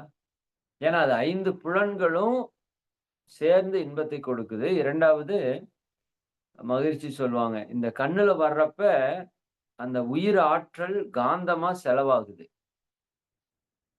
காதுல வர்றப்ப உயிராற்றல் காந்தமா செலவாகுது. அந்த செலவத்தான் நம்ம இன்பமா உணர்றோம். இந்த தத்துவம் உங்களுக்கு தெரிஞ்சிருக்குன்னு நினைக்கிறேன். இல்லாட்டி பின்னாடி நான் எக்ஸ்பிளைன் பண்றேன். இப்ப நாக்குல ஒரு ஸ்வீட்ட வைக்கிறீங்கன்னா, ஸ்வீட்டால இன்பம் வரல. உங்க நாக்குல இருந்து ஒரு எனர்ஜி செலவாகிறது தான் நீங்க இன்பமா ஃபீல் பண்றீங்க. சரியா? ஸ்வீட் வைக்கிற அளவுக்கு அந்த எனர்ஜி செலவாகுது. அதனால அது இன்பமா ஃபீல் ஆகுது. அப்படி நம்ம உடம்போட எனர்ஜி செலவாகிறதால தான் நம்ம இன்பத்த ஃபீல் பண்றோம். ஒரு லிமிட்டுக்கு மேல எனர்ஜி இல்லைன்னா, அது இன்பம் ஃபீல் பண்றது இல்ல. துன்பமா மாறுது. இதுல இந்த எனர்ஜி எங்கிருந்து வருதுன்னா, உயிராற்றல்ல இருந்து வருது. நம்ம உடம்புக்குள்ள இருக்கிற வித்து சக்தியாகிய உயிராற்றல்ல இருந்து வருது. அப்ப இந்த 5 புலன்கள் அனுபவிக்கிற இன்பம், காந்த ஆற்றலால் வரக்கூடிய இன்பம். ஆனால் பாலுணர்வு என்பது அந்த வித்து சக்தியே நேரடியாக உடம்பிலிருந்து வெளிய போகுது. அதனால் அதில் அனுபவிக்கக்கூடிய இன்பம் பெரிய இன்பமாக இருக்குது. அதான் சிற்றின்பத்துல உச்சம் அதுதான். அதுலயும் அளவுக்கு முறை மீறி போனீங்கன்னா துன்பமா மாறிடும். அதுவும் சிற்றின்பம் தான். பட் சிற்றின்பத்துல ஹையஸ்ட் இன்பத்தை கொடுக்கிறது பாலுணர்வு. இந்த பாலுணர்வு கோடி கோடி மடங்கு பெருகுனா எப்படி இருக்குமோ, கோடி கோடி மடங்கு பெருகுனா எப்படி இருக்குமோ, அது நிலைத்த சலிக்காத ஒரு இன்பமா இருந்தா எப்படி இருக்குமோ, அதுதான் பேரின்பம்னு மகான்கள் அதுக்கு ஒரு டிஃபைன் குடுக்குறாங்க. அப்படி ஒரு இன்பம் இருக்குதுப்பா. சரிங்களா? அதை உணர்றதுக்கு தான் நீ வந்திருக்கிற. இந்த மனித பிறப்பு ஏன் இவ்வளவு உயர்ந்ததுன்னா, அதை உணர்வதற்கு வந்ததுனால தான் இவ்வளவு பெரிய விஷயம். நம்மனால மட்டும் தான் உணர முடியும். இந்த பிரபஞ்சத்தில மனிதனால் மட்டுமே உணரக்கூடிய ஒன்று இந்த பேரின்பம். அதை உணர்வதற்கான ஒரு வாய்ப்பு இந்த மௌனத்துல நமக்கு இயற்கை கொடுத்திருக்கு.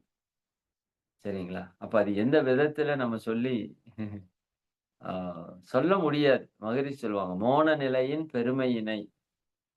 அந்த மோன நிலையின் பெருமையினை யார் எவர்க்கு யார் சொல்ல முடியும்? யாருக்கு சொல்ல முடியும்? முன் படர்ந்து வாயாலே சொல்லக்கூடும்.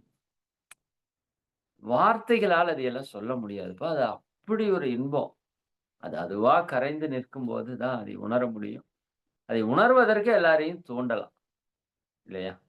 இப்ப நமக்கு எல்லாருக்குமே நல்லா தெரியும். அந்த இன்பமான பொருள், இறைப்பொருள் எங்க இருக்குதுன்னா, நமக்குள்ள இருக்குது.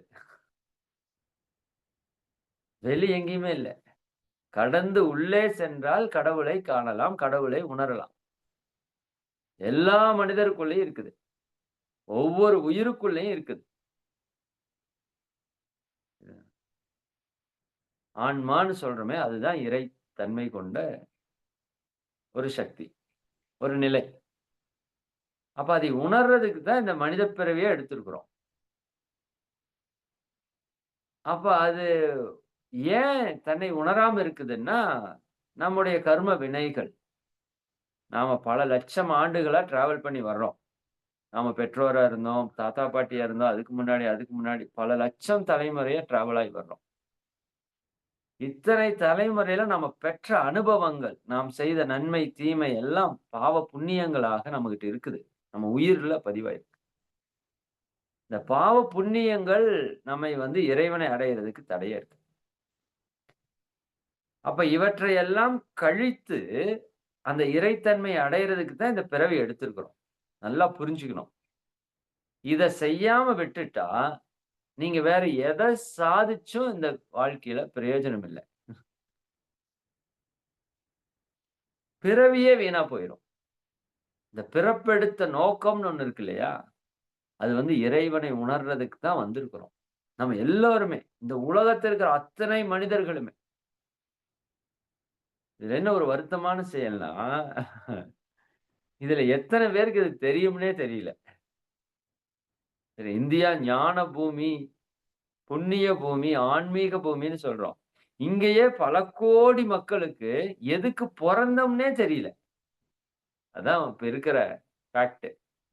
இவ்வளவு மனித குலத்துல இருக்கிற பிரச்சனைக்கு, இன்னும் நம்ம லைஃப்ல இருக்கிற எல்லா பிரச்சனைக்கும் என்ன அடிப்படை காரணம்? அப்படின்னா இதுதான். எங்க போறதுன்னே தெரியாம ஒரு பயணம். எப்படி இருக்கும் அந்த பயணம்? இல்லையா? அப்ப என்னுடைய வாழ்வினுடைய நோக்கம் என்னன்னு தெரியல. அதை அடையிறதுக்கு நான் என்ன செய்யணும்னு தெரியல, இதையெல்லாம் விடணும்னு தெரியல. இப்படி மனித குலம் அல்லாடிட்டு இருக்கிற ஒரு சூழல். சரி, அப்போ இப்ப நமக்கு வாழ்வினுடைய நோக்கம் தெரிஞ்சிருச்சு. இறைவனை உணர்றது. அதுக்கு என்ன பண்ணணும்? கர்ம வினைகளை கழிக்கணும். கர்ம வினைகளை கழிப்பதற்கு தான் மகான்கள் இந்த யோக பயிற்சிகளை வடிவமைச்சாங்க. உடல்ல இருக்கிற கர்ம வினைகள் தான் நோயாக மாற்றம் பெறுது. அது பெற்றோர் மூலமாகவோ, இல்ல நம்முடைய செயல்கள் மூலமாகவோ நம்மகிட்ட வந்திருக்கும். 6 காரணம் இருக்குது நோய் வர்றதுக்கு. கருமமைப்பு, உணவு வகை, எண்ணம், செய்கை, ககனத்தில் கோள்கள் நிலை, சந்தர்ப்பத்தால் வரும் இயற்கை நிகழ்ச்சிகளின் மோதல். இந்த 6ம் நம்ம உடம்புல நோய் வர்றதுக்கு, ஏன் மரணமே வர்றதுக்கு இந்த 6ம் தான் காரணம். இந்த 6 உள்ள கெமிக்கல் ரியாக்ஷன் பண்ணுச்சுன்னா, உடல்ல நோய் வரும், மரணம் வரும். அப்போ இவற்றை நாம முறைப்படுத்திக் கொள்ளணும்னா, இதற்கு ஒரு பயிற்சி செய்யணும். 5 அளவு முறை கடைபிடிக்கணும். உணவு, உழைப்பு, உறக்கம், பாலுறவு, எண்ணம் இவற்றில் எவற்றையும் மறுப்பதும், மிகுப்பதும் மனித உடலின் மகத்துவம் அறியாதோர் செய்கையாம். இந்த உடல் இறைவன் வாழக்கூடிய ஒரு ஆலயம் இல்லையா? உள்ளம் பெருங்கோவில் ஊனுடம்பே ஆலயம். வல்லற் பிரானார்க்கு வாய்ஸ் கோபுரவாசல். தெள்ளத் தெளிந்தார்க்கு சிவனே சிவலிங்கம். வேற எதுவும் இல்ல. சரிங்களா? அப்பேற்பட்ட ஒரு உடல் இது. அப்ப இந்த உடலை நம்ம நல்லா பராமரிக்கணும். உங்ககிட்ட ஒருத்தர் ஒரு 1 கோடி ரூபாய் இருக்கிற ஒரு ஆடி கார் உங்ககிட்ட ஃப்ரீயா கொடுக்குறாருன்னா, நீங்க வச்சு யூஸ் பண்ணுங்கன்னு சொல்றாரு. சரிதானே? அப்புறம் நீங்க அவருக்கு எப்படி திருப்பி கொடுக்கணும்? ஒரு 100 வருஷம் வச்சு யூஸ் பண்ணிட்டு எனக்கு கொடுங்கங்கிறார். 100 வருஷம் இந்த வண்டி நல்லா ஓடும். கரெக்ட்டா மெயின்டெயின் பண்ணிக்கணும். கரெக்ட்டா பெட்ரோல் போடுங்க. கரெக்ட்டா சர்வீஸ் பண்ணிக்கோங்க. நல்லா வச்சுக்கோங்க. நல்லா உங்களுக்கு ஹெல்ப் பண்ணுங்கிறார். வெரி எக்ஸ்ட்ரார்டினரியான ஒரு கார். எப்படி நீங்க வச்சிருப்பீங்க அதைய? சரிங்களா? அந்த மாதிரி எத்தனை கோடி குடுத்தாலும் கிடைக்காத இந்த உடல். அப்ப இது நம்ம இறைவன் நமக்கு குடுத்திருக்கிறான். நீ வச்சுக்கப்பா. உடல வச்சுக்கோ, உயிர வச்சுக்கோ, மனச வச்சுக்கோ. இந்த உலகத்தையும் குடுத்துட்டான். பஞ்சபூதங்கள பாரு, இயற்கைய பாரு. எத்தன அழகு. இதெல்லாம் மௌனத்துல மட்டும் தான் நீங்க பார்க்க முடியும். நாம எதுக்கு பிறந்திருக்கோம்னா மனிதன், அந்த இறைவனை அனுபவிக்கிறதுக்கு பிறந்திருக்கிறோம். இறை இன்பத்தை உணர்றதுக்கு பிறந்திருக்கிறோம். அதற்கு ஒரு சின்ன விஷயம் தான் இந்த பிரபஞ்சம். இந்த இறைவனோட ஒரு சாம்பிள். எப்படி சொல்றது? இப்ப கடைக்கு போனீங்கன்னா ஒரு சாம்பிள் குடுக்குறாங்கல்ல. ஒரு முந்திரி எடுங்க சாம்பிள் சாப்பிட்டு பார்ப்போம். அந்த மாதிரி இந்த இறைவனுடைய சாம்பிள் உலகத்தில் இருக்கு. கண்ண திறந்து பார்த்தா எத்தனை இன்பம். ஒரு மரத்த பாருங்க எவ்வளோ அழகு. ஒரு பூவ பாருங்களேன். சான்ஸே இல்ல. நீங்க தயவு செஞ்சு இன்னைக்கு ஏதாவது ஒரு பூவ எடுத்து பாருங்க. உற்று பாருங்க அதைய. எத்தனை அழகு, எத்தனை கலரு, எத்தனை வாசனை, என்ன ஒரு வடிவம். அன்இமேஜினபிள் இல்லையா? ஒரு பட்டாம்பூச்சி பாருங்க. என்ன ஒரு எக்ஸ்ட்ரார்டினரியான ஒரு படைப்பு பாருங்களேன். அந்த சாஃப்டான பட்டாம்பூச்சியோட அந்த லீஃப், அந்த இறகுகள், அதுல வர்ணம். யாராச்சும் பண்ண முடியுமா அப்படி? இப்படி இயற்கையில எங்க பார்த்தாலும் இன்பம் தான். எத பார்த்தாலும் இன்பம். ஒரு சூரியனை பாருங்க. சும்மா அப்படியே உதிக்கிறத பாருங்க. அது மறையறத பாருங்க. ஒரு மூன், ஒரு நிலாவ பாருங்க. முழு நிலாவ பாருங்களேன். நட்சத்திரங்கள பாருங்க. இந்த மேகங்கள். அப்படியே இந்த மர நிழல்ல நின்னு அந்த காற்ற அப்படியே உணருங்களேன். அப்படி அப்பா! எத்தனை கோடி இன்பம் வைத்தாய் இறைவான்னு சொன்னாரே பாரதி. அது உண்மை, சத்தியம். சரிதானே? இன்ப ஊற்றாய் நிறைந்த இறைவான்னு மகிழ்ச்சி சொல்றாங்க. எத பார்த்தாலும் இன்பமயமா இருக்குது. சரி, எல்லாம் இன்பமயம்னு ஒரு பாட்டு இருக்குது இல்லையா? அப்படி பார்க்கிறதெல்லாம் இன்பம். கேட்கிறது எத்தனை இசைகள், பேச்சுக்கள் இன்பம். நுகர்வுல எத்தனை இன்பம். இந்த இன்பத்தை எல்லாம் அனுபவிக்கிறதுக்கு தான் நீங்கள் நானும் வந்திருக்கிறோம். ஆனா இன்னைக்கு துன்பத்தை அனுபவிச்சுட்டு இருக்கிறோம். ஏன்? நம்ம வினைகள் அதுக்கு தடையா இருக்கு. அப்ப அதை கழிப்பதற்கு என்ன பண்ணணும்? உடலுக்கு பயிற்சி பண்ணணும். 5 அளவு முறையோடு இருக்கணும். மனம் போல வாழ்வு. அப்ப மனதை நம்ம கட்டுப்பாட்டுல வச்சுக்கணும். மனதை ஆற்றல் மிக்கதா வச்சுக்கணும். நுட்பமானதாக, சக்தி மிக்கதாக வச்சுக்கணும்.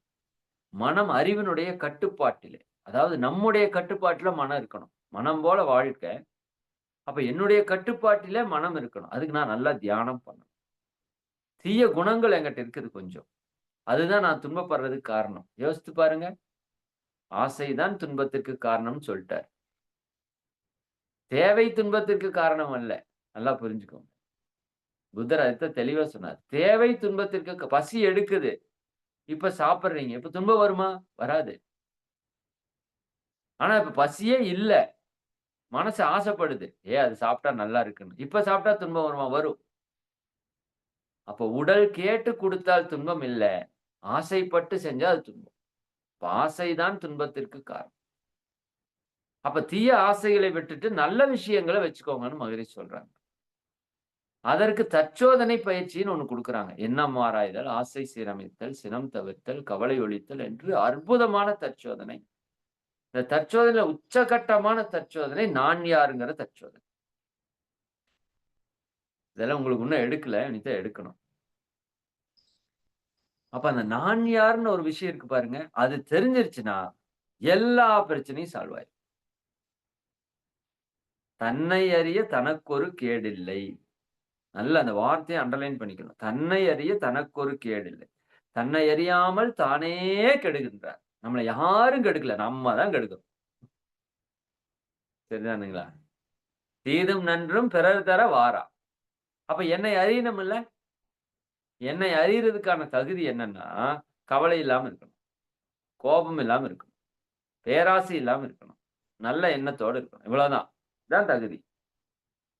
இந்த 4 தகுதி இருந்தா என்னை நான் யாருன்னு தெரிஞ்சுக்கலாம்.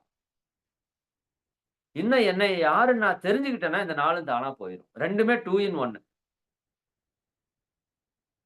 இப்ப இந்த மௌன காலத்துல நம்ம என்ன ஒரு மிகப்பெரிய விஷயம்னா, இந்த 720 மணி நேரங்கள் நல்லா புரிஞ்சுக்கோங்க. நான் என்னுடைய உடலுக்கு துன்பமே குடுக்கல. இன்னும் ஒரு படி மேல போய் யாருடைய உடலுக்கும் மனதுக்கும் துன்பம் குடுக்கல. எப்படி இருக்கும் லைஃப்? இதுதான் ஞான வாழ்க்கைன்னு மகரிஷி சொல்றாங்க. நீ யாருக்கும் துன்பம் கொடுக்காம, உனக்கும் சரி மத்தவங்களுக்கும் சரி, எண்ணத்தாலேயோ, சொல்லாலேயோ, செயலாலேயோ துன்பம் கொடுக்காம இருந்தீன்னா அது நல்லது. துன்பம் கொடுத்தீங்கன்னா அது பாவம். 30 நாள் நான் இந்த பூமியில பாவம் செய்யாம இருந்திருக்கிறேன் அப்படின்னா அது பெரிய விஷயம் இல்லையா? சிந்தித்து பாருங்க. இந்த 30 நாள் மௌனம். இல்ல நீங்க ஒரு நாள் மௌனம் இருந்தாலும் அதுதான் நடக்கும். நீங்க யாருக்கும் துன்பம் கொடுக்க மாட்டீங்க. சரிதானுங்களா? சினமடங்க கெற்றாலும் சித்தியெல்லாம் பெற்றாலும் மனமடங்க கல்லார்க்கு வாயேன் பராபரமேன்னு சொன்னாரு. ஏன்னா அந்த வாயு உலகத்துல நல்லதையும் நல்லதையும் செஞ்சிரும்.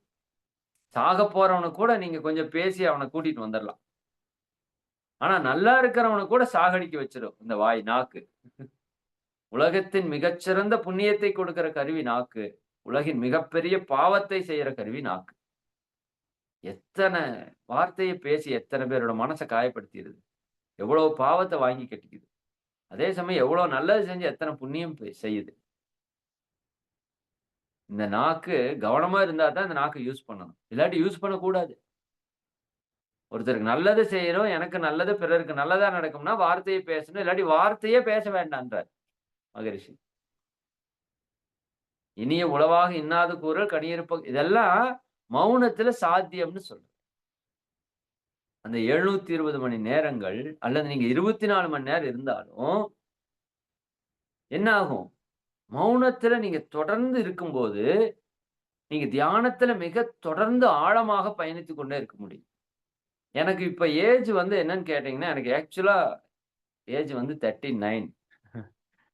சரி, இந்த மார்ச் 5 வந்தா 40. ஆனா இப்ப எனக்கு ஒரு 30 வயதுக்கான ஒரு ஃபீல் இருக்குது. சீரியஸா சொல்றேன்.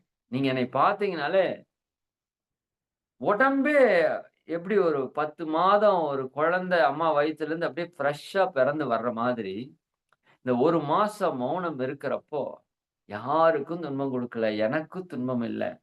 நல்ல தியானம், ஆழ்ந்த தற்சோதனைகள், பிரபஞ்ச சக்தி, இறை சக்தியோட இணைப்பு, அதுல இருக்கிற அனுபவங்கள். அதுல சொல்லுவாங்கல்ல, நீங்க யார் 30 நாள் மௌனம் இருந்தாலும், உங்களுக்குள்ள மிகப்பெரிய சேஞ்சஸ், இன்னர் சேஞ்சஸ் நடக்கும். அதுல தான் இந்த அமிர்தம் சொட்டுகிறதுனால அதெல்லாமே சர்வ சாதாரணமா நடக்கும். நீங்க ஆன்மீகத்துல நெறைய பேசிட்டு இருக்காங்கல்ல, அது எல்லாத்தையும் நீங்க உங்க உடம்புக்குள்ள ஃபீல் பண்ணலாம்.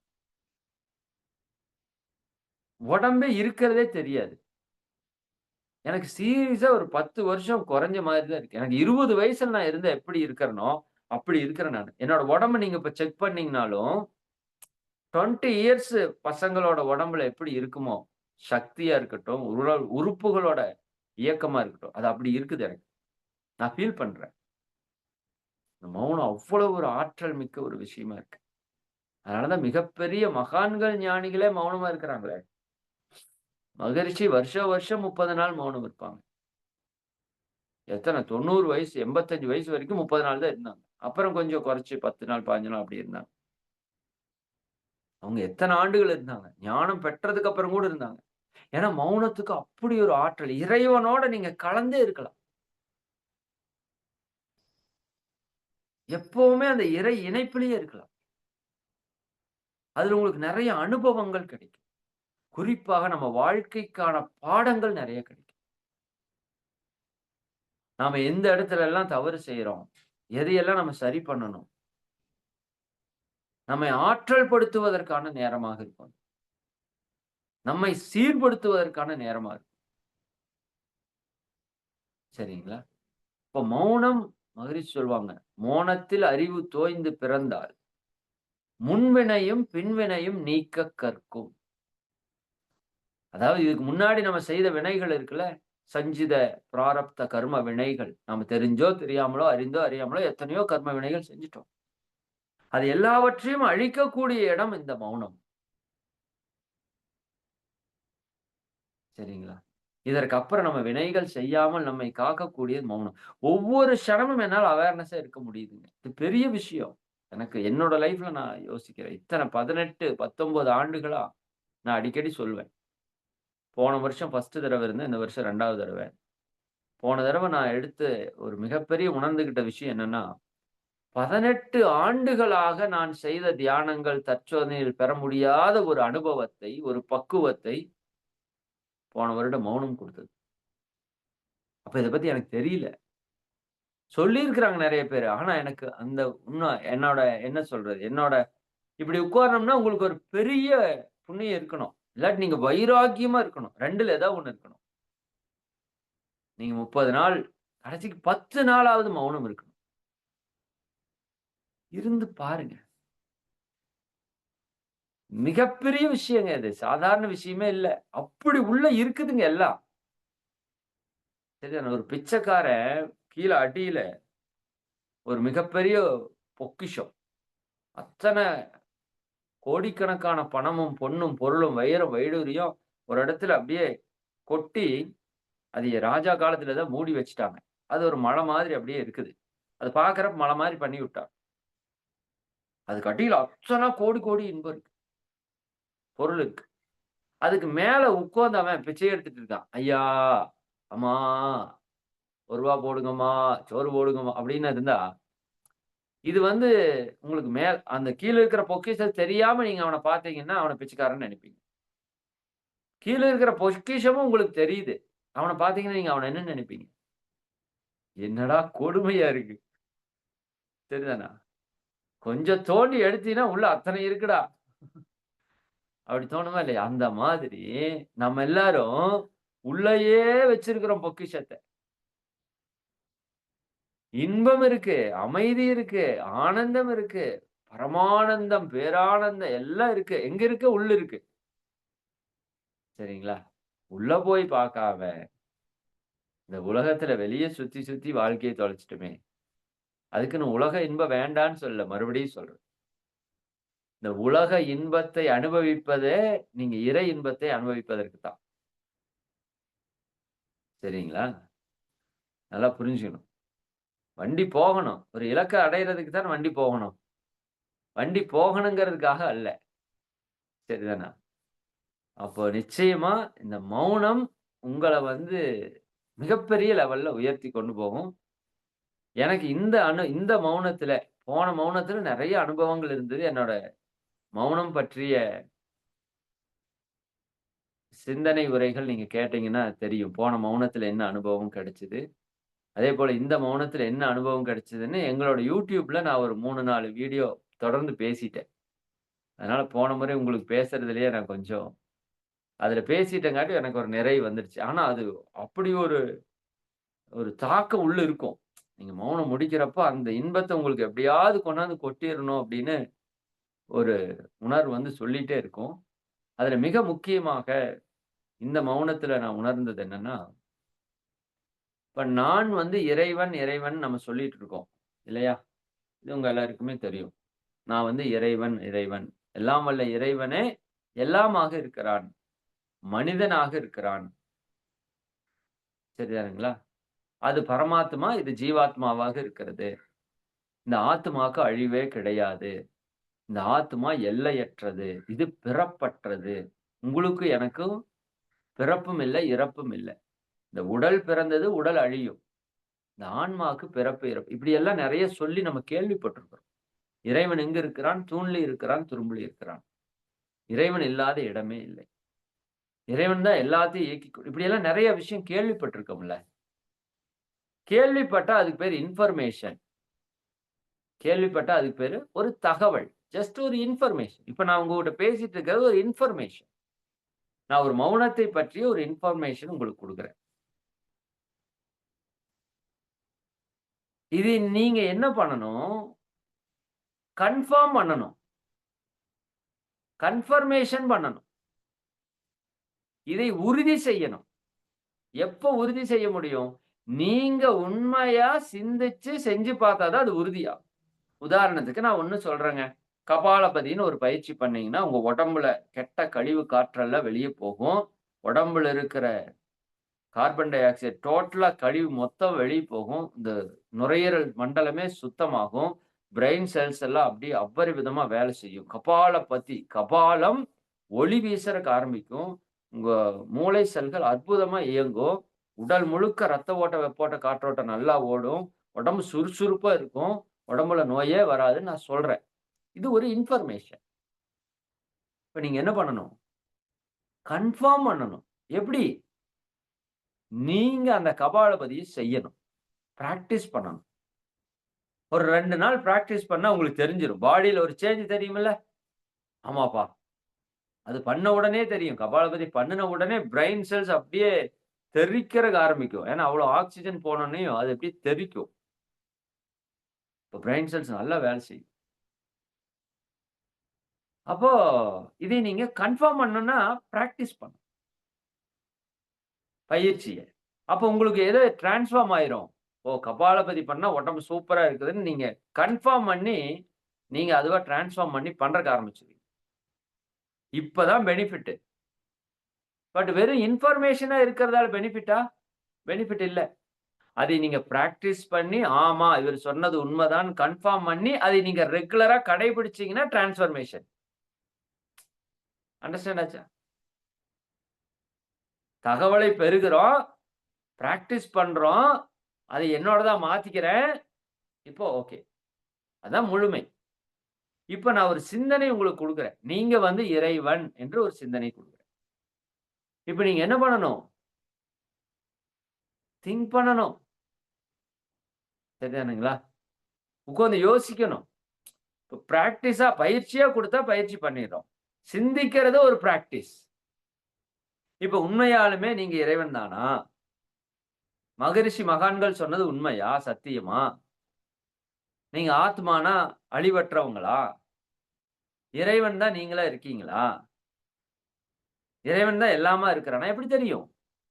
அதற்கு நீங்க தியானம் செய்து ஆழமாக சிந்திக்க வேண்டும். இந்த மௌனத்துல எனக்கு கிடைச்ச மிகப்பெரிய விஷயம் என்னன்னா, நான் யார் என்பதை 19 ஆண்டுகளாம பேசிட்டு இருந்தேன். ஆனா இந்த மௌனத்துல தான் நான் யார் என்பதை உணர்ந்து கொண்டேன். அது சொல்றது புரியுதா உங்களுக்கு? இந்த 19 ஆண்டுகளா நான் யாருன்னு மகரிஷி சொன்ன இன்ஃபர்மேஷன கேட்டேன். அது எல்லாத்துக்கும் இன்ஃபர்மேஷனா குடுத்துட்டு இருந்தேன். அதனால இந்த நான் யார் தத்துவத்தையே நான் ஒரு 4 பார்ட்டா பேசியிருக்கிறேன். சரிங்களா? அத நீங்க வாய்ப்பு இருந்தா கேளுங்க.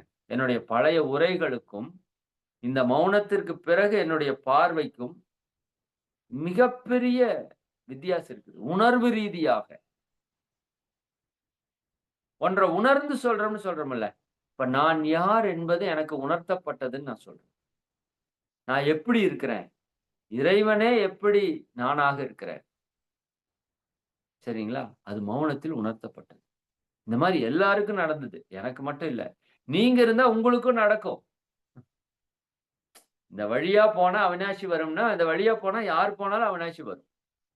நான் போனா தான் வருமா? புத்தர் போனா தான் வருமா? மகரிஷி போனா தான் வருமா? நீங்க போனாலும் வரும். யாரெல்லாம் மௌனத்தில் இருந்து அந்த உடற்பயிற்சி, காயகல்பம், தியானம், தற்சோதனை, ஜீவகாந்த பெருக்க பயிற்சி, சிந்தனை எல்லாத்தையும் தொடர்ந்து ரெகுலரா பண்றீங்களோ, ஆட்டோமேட்டிக்கா ரிசல்ட் வந்துரும் ஞானம். ரொம்ப சிம்பிள். 30 நாள் வேலைக்கு போனா முழு சம்பளம் வந்து தான் ஆகணும். இப்போ 30 நாள் பிராக்டிஸ் கரெக்ட்டா போகுது. சரிங்களா? இன்னும் நீங்க மௌனத்துல என்ன பண்றீங்க? இந்த ஒன்றை சொல்லி நிறைவு செய்றேன். நான் சொன்னேன்ல, 18 ஆண்டுகள், 19 ஆண்டுகளாக நான் பெறாத ஒரு நிலை இந்த 30 நாள்ல கிடைச்சது. என்ன காரணம் தெரியுமா? இப்ப நான் காலையில தவம் பண்றேன். இன்னைக்கு 1 மணி நேரம் காலையில 5 டூ 6 தவம் பண்றேன். நல்ல மனம் வந்து ஒரு 14 ஃப்ரீக்வென்சில இருக்குது. அப்படியே குறைஞ்சு 10 ஃப்ரீக்வென்சிக்கு வருது. 10 ஃப்ரீக்வென்சிக்கு வருது. நல்லா இருக்குது. மன நிம்மதியா இருக்கு, மகிழ்ச்சியா இருக்கு, அமைதியா இருக்கு. நான் என்னோட வேலைய ஆரம்பிக்கிறேன். சமுதாய பணிகள வேலைய ஆரம்பிக்கிறேன். ஆரம்பிச்சு போகுது. போறப்ப இந்த ஃப்ரீக்வென்சி 10ல இருந்தத குடும்பத்துக்குள்ள போறோம், வேலைக்குள்ள போறோம். 11, 12, 13, 14, 15 சில டைம் 20 வரைக்கும் போய் சண்டையெல்லாம் போட்டுட்டு மறுபடியும் வந்துர்றேன். இப்ப சாயங்காலம் தவம் பண்றதுக்கு ஆரம்பிக்கிறேன்.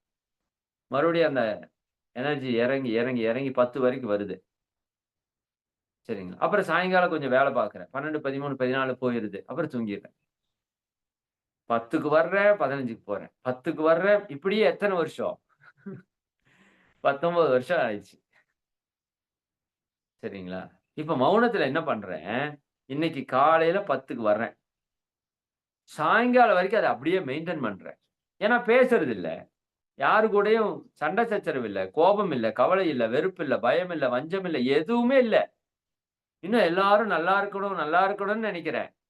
எனக்குள்ள இருக்கிற குறைய பார்க்கிறேன். என்னை திருத்திக்கிறேன். நல்லா தியானத்துல, நல்லா உடற்பயிற்சி. அப்ப ஃப்ரீக்வென்சி அப்படியே இருக்குது. சாயங்காலம் ஒரு தவம் பண்றேன். நல்லா இது இன்னும் 4, 5 தவம் பண்ணுவோம் மௌனத்துல. ஒரு 5 தவமாவது நடக்கும். 1 மணி நேரம், 2 மணி நேரம் நடக்கும். அப்ப இன்னும் லெவல் குறைஞ்சு 9 ஃப்ரீக்வென்சி வரேன்னு வச்சுக்கோங்க. இது அப்படியே மெயின்டெயின் ஆகுது அடுத்த நாளைக்கு. அந்த 9லிருந்து 8, 8லிருந்து 7, 7லிருந்து 6, 5, 4, 3, 2 என்று ஒரு நாள் 1ஐ நீங்க டச் பண்ணிடுவீங்க. 1ஐ நீங்க டச் பண்ணிட்டா, நீங்கள் தான் இறைவன்னு தெரிஞ்சிடும். நம்ம மனதினுடைய வேகம் 1 அளவு 3க்கு வந்துருச்சுனாலே தெரிஞ்சிருங்க. 3, 2, 1 இதுல எதுல வந்தாலும் நீங்க இறைவன்னு தெரிஞ்சிடும். இறைவன்னு தெரிஞ்சிருச்சுன்னா, இந்த பிரபஞ்ச ரகசியம் எல்லாமே தெரிஞ்சிடும். பிரபஞ்சம்னா என்ன? விண்ணுனா என்ன? காற்று, நெருப்பு, நீர், நிலம், பஞ்ச பூதங்கள்னா என்ன? அண்ட சராசரம்னா என்ன? உயிர்கள்னா என்ன? எப்படி அதெல்லாம் இருக்குது? இறைவன் பேரறிவு கொண்டவன்னு சொல்றாங்களே, எப்படி அந்த அறிவே தெய்வம்னு சொல்றாங்களே, எப்படி இருக்குது? எப்படி அந்த அறிவு எனக்குள்ள இருக்குது? எப்படி நானாக இருக்கிறது? எப்படி நீங்களா இருக்குது? எல்லாம் தெரிஞ்சிடும். அப்புறம் என்ன? ஒரு முறை ஸ்விம்மிங் போய் கத்துக்கிட்டு வந்துட்டீங்கன்னா, அப்புறம் வாழ்நாள் முழுக்க நீங்க தண்ணிய பார்த்து பயப்பட தேவையில்ல. அது மாரி ஒரு முறை நீங்கள் யார் என்று நீங்கள் உணர்ந்து கொண்டு விட்டால், வாழ்நாள் முழுக்க உங்களுக்கு துன்பம் இல்ல. துன்பமே இல்ல. என்ன நடந்தாலும் நீங்க துன்பப்பட மாட்டீங்க. அப்படி ஒரு நிலை இருக்கு. உங்களுக்கு என்ன நடந்தாலும் உங்களுக்கு துன்பம் வராது. யாருக்கு என்ன நடந்தாலும் உங்களுக்கு துன்பம் வராது. துன்பமே வராதுங்க. ஆக்சுவலா துன்பப்படுறதுக்கே நம்ம வரல. துன்பம்னு ஒண்ணு நம்மகிட்ட இல்ல. நம்ம மயக்கமா, மாயையா துன்பத்துல மாட்டிக்கிறோம். சரிங்களா? இது எல்லாவற்றிலிருந்தும் விடுபடுவதற்கான ஒரு வழி இந்த மௌனம் தான். உடல் ஆரோக்கியம் பெருகி இருக்குது. எனக்கு நல்லா தெரியுது. இந்த உடலோட வலிமை வேற லெவல்ல மாறி இருக்கு. உடம்போட ஷேப், கட்டமைப்பே மாறி இருக்கு. என்னோட ஃபேஸ் நான் ஃபோட்டோ எடுத்து வச்சிருக்கேன். இது கூட மார்னிங்னங்காட்டி உங்களுக்கு லைட் வெளிச்சம்ங்காட்டி உங்களுக்கு தெரியல. நான் உங்களுக்கு 2 ஃபோட்டோவே வேணாலும் உங்களுக்கு வேணா அனுப்பிச்சுடுறேன். மௌனத்திற்கு முன்னாடி, மௌனத்திற்கு பின்னாடி. எனக்கே தெரியுது அவ்வளவு பிரகாசமா இருக்குது. ஏன்னா இருக்கத்தானே செய்யணும். யார் இருந்தாலும் இருக்கணுமே. ஒரு நாள் பேசாம இருந்தாலே அந்த பேசுற எனர்ஜி, கெட்டது சிந்திக்கிற, கோவப்படுற எனர்ஜி எல்லாம் செலவாகாதுல்ல. அது ஸ்டோர் ஆகுமா? அப்ப என்ன ஆகும்? அது அப்படியே பூரித்து இப்ப கூட முடிச்சு இப்போ 1 மாசம் ஆகப்போகுது இல்லையா? 15, 20 நாள் பக்கம் ஆகப்போகுது. இப்ப என்ன இந்த தை அமாவாசையிலயும் நாங்க மௌனம், பௌர்ணமி, அமாவாசை இனிமேல் மௌனம் இருக்கணும்னு முடிவு பண்ணியாச்சு. 2 நாள். மாசத்துல 4 நாள் மௌனம். கம்பல்சரிங்கிறத முடிவு பண்ணி, இப்போ அந்த 30 நாள் மௌனத்துல நல்ல விஷயங்கள திட்டமிட்டு என்னோட வாழ்க்கை இப்படிதான் இருக்கணும். இப்ப 8 மணி, 9 மணிக்கு கண்டிப்பா படுத்தே ஆகணும். 8 மணிக்கு படுக்கணும்னு வச்சிருக்கோம். ஒரு 8:30, 9க்குள்ள படுத்துறோம் இப்போ. காலையில 4 மணிக்கு வாழ்நாள் முழுக்க எந்திரிக்கணும்னு ஒரு கட்டாயம். நல்ல விஷயத்த செயல்படுத்த முடியுது. கெட்ட விஷயத்த விட முடியுது. இப்ப மௌனம் இருக்கணும்னு ஆரம்பிச்சிருக்கோம். இது இனி லைஃப் லாங் இருப்போம். சரிங்களா? அப்ப என்னை நானே மாற்றிக்கொண்டு உயர்த்திக் கொள்ள முடியுது. எல்லாத்துக்கும் நல்லா சர்வீஸ் பண்ண முடியுது. சிந்தனையில ஒரு தெளிவு இருக்குது. அந்த உணர்வோட உங்களுக்கு சொல்லும்போது, உங்களுக்குள்ள ஒரு பெரிய அது மாற்றத்தை, தாக்கத்தை ஏற்படுத்துது. அமெரிக்கா போயிட்டு வந்த ஒருத்தர் அமெரிக்காவ பத்தி பேசுறதுக்கும், அமெரிக்கா பற்றிய தகவல கேட்டுட்டு ஒருத்தர் பேசுறதுக்கு வித்தியாசம் இருக்குல்ல. 2 பேரும் ஒரே விஷயத்த பேசலாம். அந்த ஈஃபில் டவர் அப்படி இருக்குங்க அப்படின்னு ஒருத்தர் சொல்லலாம். பட் அவர் நேரடியா பார்க்கல. ஆனா பார்த்தவருக்கு ஒரு உணர்வு இருக்கும்ல. அந்த உணர்வு தான் உங்களுக்குள்ள உணர்வை தூண்டும். இப்ப இவ்வளவு நாள் நீங்க மௌனம் இருந்தீங்களா இல்லையான்னு எனக்கு தெரியாது. ஆனால் இனிமேல் நீங்க மௌனம் இருப்பீங்க. அது 1 மணி நேரம் மௌனமோ, 1/2 நாள் மௌனமோ, 1 நாள் மௌனமோ, வாரத்துல 1 நாள் மௌனமோ, இல்ல 10 நாள் மௌனமோ, 30 நாள் மௌனமோ நீங்க இருப்பீங்க. ஏன்னா அதற்கான விஷயத்த நான் உங்களுக்கு இப்போ உள்ள போட்டுட்டேன். உங்க காதின் வழியா உங்க கருமையத்துக்குள்ள போயிருச்சு அது. உங்களோட ஆன்மால நான் பேசின விஷயம் கலந்துருச்சு. இந்த பேச்சு இருக்கு பாருங்க, இது உணர்ந்த பேச்சு. இது படிச்ச பேச்சோ, கேட்ட பேச்சோ இல்ல. இது உணர்ந்த பேச்சு. அப்ப உணர்ந்த பேச்சு உங்க உணர்வுக்குள்ள போய் வேலை செய்யும்.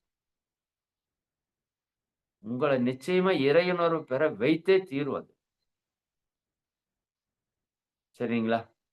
அதனால மிகப்பெரிய வாய்ப்பை இயற்கை நமக்கு குடுத்திருக்கு. மிகப்பெரிய பொக்கிஷம் இந்த வாழ்க்கைய குடுத்திருக்குது. சரிங்களா? நமக்கு கிடைச்சிருக்கிறது மிக, மிக அற்புதமான ஒரு வாய்ப்பு. பயன்படுத்துங்க தயவு செஞ்சு. பொருளீட்ட வேண்டான்னு சொல்லல. பொருள் ஈட்டுங்க, நல்லா ஈட்டுங்க. சரிங்களா? அந்த பொருளை நல்லா ஈட்டணும்னா கூட உங்க உடல், மனம், உயிர் எல்லாம் ஆரோக்கியமா இருக்கணும். இந்த ஈட்டுன பொருள அனுபவிக்கணும்னா இதெல்லாம் ஆரோக்கியமா இருக்கணும். சரிங்களா? அப்ப எல்லாத்துக்குமான உச்சநிலை இறை உணர்வு. அதை பெறுவதற்கான வாய்ப்பு இந்த மௌனத்தில் இருக்கு. இன்னும் பல நோய்களை நீங்க நீக்கிக் கொள்ள முடியும். மன பிரச்சனைகளை சரி செய்து கொள்ள முடியும். சரிங்களா? இறைவனை உணர முடியுங்கிற அளவுக்கு இதுல இருக்குது. நீங்க எல்லாரும் இந்த வாய்ப்ப நல்லா பயன்படுத்தணும் அப்படின்னு சொல்லிட்டு, இன்றைய தினம் இந்த ஒரு தெய்வீகமான வாய்ப்பை வழங்கிய அன்பர்கள் அனைவருக்கும் நன்றிகளையும், வாழ்த்துக்களையும் கூறி, நீங்களும் உங்கள் அன்பு குடும்ப உறுப்பினர்கள் அனைவரும் இந்த உலக உயிர்கள், பிரபஞ்ச உயிர்கள் அனைத்தும் அருட்பேராற்றல் கருணையினால் உடல் நலம், நீலாயுள், நிறை செல்வம், உயர் புகழ், மெய்ஞானம் ஓங்கி, இறை உணர்வு, அறநெறி, கல்வி, தனம், தானியம், இளமை, வலிவு, துணிவு, நன்மக்கட் பேர், அறிவிலுயர்ந்தோர் நட்பு, அன்புடைமை, அகத்தவம், அழகு, புகழ், மனித மதிப்புணர்ந்து ஒழுகும் பண்பு, பொறையுடைமை எனும் பேறு 16 பெற்று பெருவாழ்வு வாழ்க. வாழ்க வளமுடன். வாழ்க வளமுடன். மிக்க நன்றி. அனைவருக்கும் மகிழ்ச்சி. ரொம்ப சந்தோஷம். சரி. ஐயா உங்களுக்கு நன்றி. வாழ்க வளமுடன். நன்றி, நன்றி. சிறப்புங்க ஐயா. சந்தோஷம். அதாவது உண்மையிலுமே நீங்க வீடியோ ஆஃப் பண்ணாதீங்க. அதாவது ஐயா வந்து பாத்தீங்கன்னா, அந்த 30 நாள் தவத்துல வந்து இது தியானத்துல இது ஒரு நிமிஷம். அந்த 30 நாள் அந்த மௌன விரதத்துல வந்து கிட்டத்தட்ட நம்ம செஷன் கூட இது பண்ணல. 30 நாட்கள் மௌனத்துல இருந்தாங்க. அவங்க முடிச்சதுக்கு அப்புறம் அந்த அவங்க இறை சாதனை மார்க்கத்தோட இதுல வந்து நான் அவங்களோட உரைய கேட்டேன். அன்னைக்கு கேட்டுட்டு நான் 2 நாள் கழிச்சு ஐயாட்ட அந்த ஒரு பதில சொன்னேன். ஐயா, நீங்க அந்த மௌனத்துக்கு முன்னாடி இருந்ததுக்கும், மௌனத்துக்கு அப்புறம் இருந்ததுக்கும் உங்க உடலுடைய அமைப்பும் சரி, அந்த முகபாவனையும் ரொம்ப பொலிவா இருக்கு அப்படிங்கிற ஒரு கருத்த நான் அன்னைக்கே பதிவிட்டேன் ஐயாட்ட. ஐயாவும் அத வந்து ரொம்ப ஆமோதிச்சு நம்மள்ட்ட பதில் சொன்னாங்க. உண்மையிலுமே வந்து பாத்தீங்கன்னா, அத பார்க்கக்குள்ளயே நமக்கு தெரியும். எந்த அளவுக்கு இப்ப வீடியோல அந்த 15 நாட்கள் கடந்திருந்தாலும் சரி, இன்னைக்கும் அவங்களுடைய அந்த முகப்பொலிவு, அந்த எப்படி பின்னாடி புத்தர் இருக்கிறாரோ, அதோட முகப்பொலிவு வந்து நமக்கு அந்த ஒரு தெளிவான ஒரு முகப்பொலிவு வந்து நமக்கு அந்த ஐயாவோட முகத்திலயும் தெரியிற மாரியான நமக்கு அந்த எல்லாருக்குமே ஒரு அந்த புரிதல் வரும். ஏன்னா, அந்த அளவுக்கு வந்து அந்த மௌனத்த வந்து சில நம்ம பேசிட்டு இருக்கக்குள்ளயே தெரியும். இந்த மௌனம் வந்து 1 மாசம் இருந்தாங்க. அப்படின்னு சொல்லக்குள்ளயே ரொம்ப ஆச்சரியப்படுறாங்க. 1 மாசம் மௌனம் இருக்க முடியுமா? அப்படிங்கிற ஒரு காலங்கள். நம்ம எப்படி இந்த காலச்சக்கரம் வந்து இவ்வளவு நாட்கள் நடத்த முடியுங்கிற ஒரு தீர்மானத்தோட நம்ம செய்றோமோ, அதே மாரியும் மகரிஷி அவர்கள் வந்து பெரிய ஒரு சகாப்தத்த உருவாக்கிட்டு போயிருக்காங்க. அதாவது மௌனம் என்பது வந்து எல்லாராலயும் முடியும் அப்படிங்கிறத வந்து ஒரு சகாப்தத்தையே உருவாக்கிட்டு அவங்களும் இருந்துட்டு போயிருக்காங்க. அதையும் இன்னைக்கு கையில் எடுத்து என்னாலும் முடியும். நானும் உங்கள் வழியில் வந்தவன் தான் அப்படிங்கிறத ஊர்ஜிதப்படுத்த உண்மையான ஒரு உங்களுடைய வழிகாட்டி அப்படிங்கிறத வந்து நமக்கு வந்து இன்னைக்கு தெளிவுபடுத்தி சிறப்பானது ஒரு நிகழ்வை வந்து நமக்கு குடுத்துருக்காங்க. அந்த வகையில வந்து பார்த்தீங்கன்னா, அந்த ஒரு மௌனம் என்பது வந்து எந்த அளவுக்கு அவங்கள மனச வந்து ஒரு பேரின்பத்துல ஆழ்த்தியிருக்கு அப்படிங்கிறத வந்து இன்னைக்கு நமக்கு வந்து பெரிய ஒரு உரையா நமக்கு வந்து ஒரு தொடக்கத்தை ஏற்படுத்தி சிறப்பித்து குடுத்துருக்காங்க அப்படின்னு சொல்லலாம். உண்மையிலுமே வந்து பார்த்தீங்கன்னா, இன்னைக்கு நம்ம பேரின்பம்ங்கிறது வந்து ஒரு சிற்றின்பத்தோட ஒரு அதிகபட்ச நிலை தான் அப்படிங்கிறத வந்து உணர்த்தியிருக்காங்க. பாலியல் என்பது வந்து பாலுணர்வு என்பது வந்து நமக்கு வந்து பேரின்பமா நம்ம நினைச்சிட்டு இருந்தாலும், அது ஒரு சிற்றின்பத்தோட ஒரு உயர்ந்த நிலை தானே ஒழிய, ஒரு பேரின்பம் என்பது வந்து நமக்கு இன்னும் கிடைக்கவில்லை. ஒரு மனிதனுக்கு வந்து கிடைக்கவில்லை. அதை நான் உணர்ந்து கொண்டிருக்கிறேன் அப்படிங்கிற ஒரு நிலைய வந்து இன்னைக்கு வந்து அற்புதமா சொல்லிட்டு இருக்காங்க. இதைவிட நமக்கு இந்த காலச்சக்கரம் நிகழ்வு வந்து ஒரு செய்தி கிடைக்கணுமா அப்படின்னா, அது இல்லன்னு கூட சொல்லலாம். அந்த அளவுக்கு நமக்கு ஒரு ஆத்மாத்மான ஐயா வந்து அதுக்கு ஒரு எடுத்துக்காட்டாவும் பல்வேறு விஷயங்கள சொல்லியிருக்காங்க. அமெரிக்கா போய் ஒரு ஈகிள் டவர பார்க்கறதுக்கும், நம்ம வந்து இங்க இருந்து பார்த்துட்டு பேசுறதுக்கும் வித்தியாசங்கள் இருக்கு. அதே மாரியான விஷயங்கள் தான். இன்னைக்கு வந்து அவரு உணர்ந்து ஒவ்வொரு விஷயத்த நம்ம சொல்லிட்டு இருக்காங்க. ஐயாட்ட நான் பேசக்குள்ளயே சொல்லியிருந்தேன். முடிச்சு அவங்க மௌனம் முடிச்சு ஒரு 5 நாள்லயே சொல்லியிருந்தேன். இந்த காலச்சக்கரத்தோட அடுத்த நிகழ்வு வந்து அடுத்த மார்கழி மாதம் குறைந்தது ஒரு 5 நாட்களாவது உங்களோட மௌனத்துல நாங்களும் கலந்துகிட்டு, அந்த ஒரு பெரிய ஒரு நிகழ்வை ஏற்படுத்துவோம். அதாவது குறைந்தது ஒரு 5 நாட்கள். அதுக்கப்புறம்ங்கிறது அந்த பிரபஞ்சம் நமக்கு குடுக்குற வழிகாட்டிகள்னு வச்சுக்கங்களேன். அந்த அளவுக்கு இந்த காலச்சக்கரமும் உங்களோட அடுத்த மார்கழி மாதம் இணைந்து இந்த மௌனத்த நாங்க சிறப்பா குடுப்போம் அப்படிங்கிறத வந்து ஒரு வாக்கா சொல்லியிருக்கிறோம்.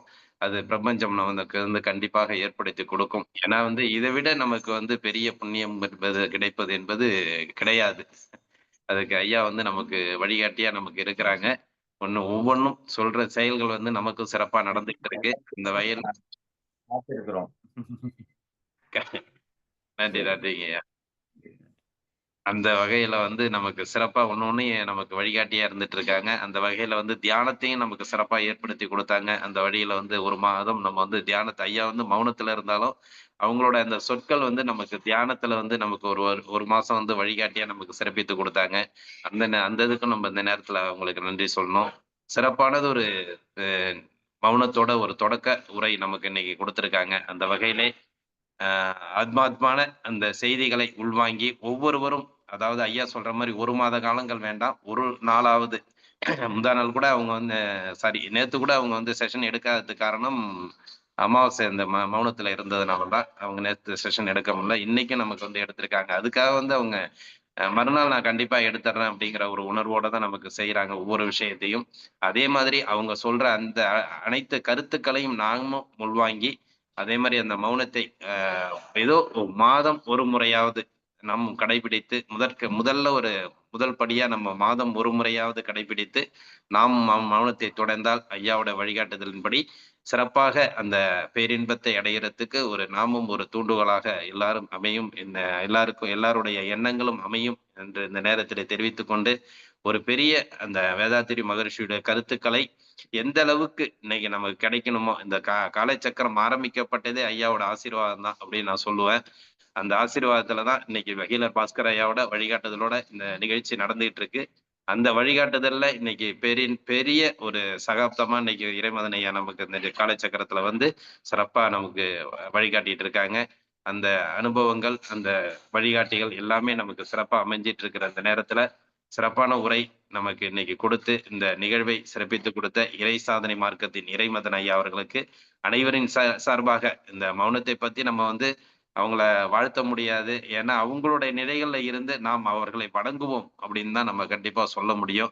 ஏன்னா அவர்களுடைய நிலை என்பது பெரிய நிலை. அந்த நிலையில இருக்கிறவங்களை வந்து கண்டிப்பாக நாமும் வணங்கி ஐயா மகரிஷி ஐயா அவர்களையும் இந்த வழிகாட்டியாக இருக்கும் அவர்களையும் நாம் வந்து கண்டிப்பாக வணங்கி இன்றைய நிகழ்வை சிறப்பித்து கொடுத்த ஐயா அவர்களுக்கு வாழ்த்துக்களையும் நன்றிகளையும் தெரிவித்துக் கொள்வோம். நன்றிங்க ஐயா. நன்றி, நன்றி, மிக்க நன்றி. வாய்ப்பு கொடுத்ததுக்கு நன்றி. ஒரே ஒரு அறிவிப்பு மட்டுங்க ஐயா. இப்போ நம்முடைய ஆனந்த யோக நிலையத்துல ஒவ்வொரு மாதமும் 2வது வெள்ளி, சனி, ஞாயிறு இந்த 3 நாட்களும் நம்ம மகரிஷியோடைய பயிற்சிகள் கூடவே இன்னும் நிறைய மகான்களுடைய பயிற்சிகளை கட்டமைத்து ஒரு 3 நாள் அடிப்படை பயிற்சியா அங்க வந்து நடத்துறோங்க ஐயா. ஒவ்வொரு மாதமும் இனிமேல் நடக்கும். வர்ற பிப்ரவரி 14, 15, 16 இந்த 3 நாள் நம்ம ஆனந்த யோக நிலையத்துல நேரடி வகுப்பா அதை வந்து திட்டமிட்டிருக்கிறோம். அதுல நம்ம அன்பர்கள் உங்களுக்கு தெரிஞ்சவங்க இருந்தாங்கன்னா தயவு செஞ்சு அவங்கள அங்க அனுப்பிச்சு விடலாம். பயிற்சி முழுக்க முழுக்க இலவசமா தான் கொடுக்குறோம். பட் அந்த 9 வேளை அல்லது 10 வேளை உணவு கூட தேநீர், கரண்ட் இதுக்கான ஒரு செலவாக மட்டும் ஒரு ₹1000 நம்ம வந்து கட்டணமா நிர்ணயிச்சிருக்கிறோம். 3 நாளைக்கும் சேர்த்து வந்து ஒரு கட்டணமா நன்கொடையா வச்சிருக்கிறோம். பயிற்சி முற்றிலும் இலவசமா வழங்கணுங்கிறது தான் திட்டம் பண்ணியிருக்கோம். அதனால இது உங்களுக்கு தெரிஞ்சவங்க அல்லது நீங்களுமே கூட வாய்ப்பு இருந்தா நேரடியா வந்து ஒரு 3 நாள் அங்க தங்கி அந்த பயிற்சிகளை முழுமையா எடுத்துக்கலாம். அதுலயும் ஒரு நாள் மௌனம் நம்ம வந்து பிராக்டிஸ் பண்ணுவோம்.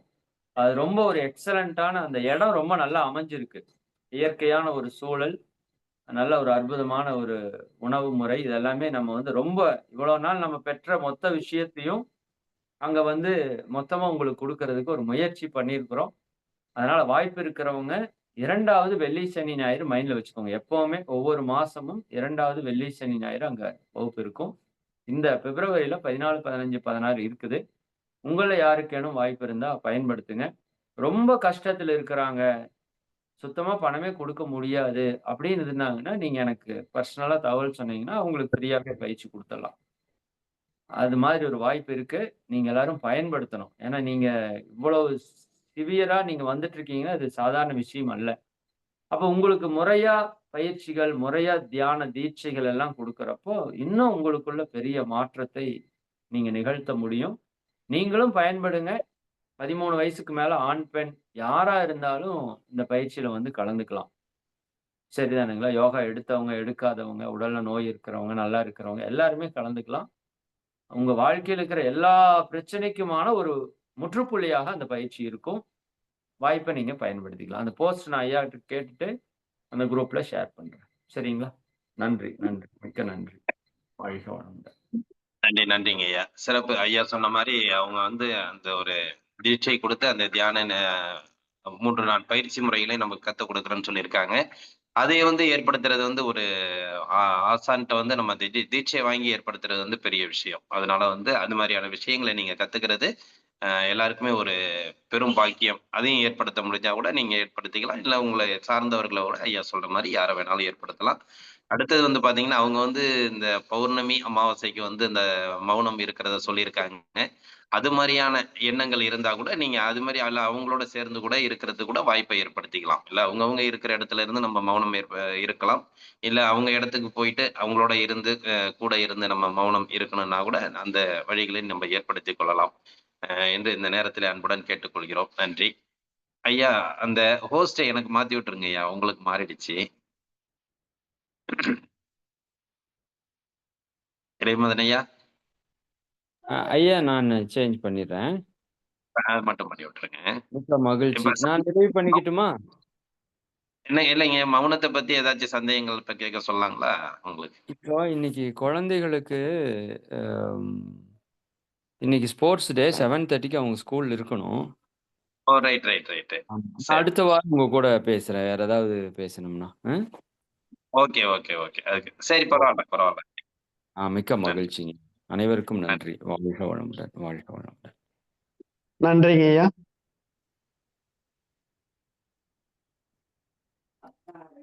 நன்றி. சிறப்பு. இங்கே ஐயா வந்து கொஞ்சம் அவங்க வந்து வெளியில போ வேண்டிய சூழ்நிலைகள் இருந்ததுனால, அவங்க வந்து நமக்கு இப்ப வந்து அவங்க அதாவது அந்த மௌனத்தோட அற்புதத்த வந்து நம்ம நேரடியா அவங்கள்ட்ட கேட்டு தெரிஞ்சுக்கக்கூடிய சூழ்நிலைகள் நமக்கு இல்ல. கண்டிப்பா அடுத்த வாரம் தொடர்ச்சியா வர்றதுனால அடுத்த வாரம் கண்டிப்பா அந்த ம். மௌனத்த பத்தி அவங்கள்ட்ட நம்ம ஒரு தெளிவை ஏற்படுத்திக்கலாம். நன்றி. அனைவருக்கும்.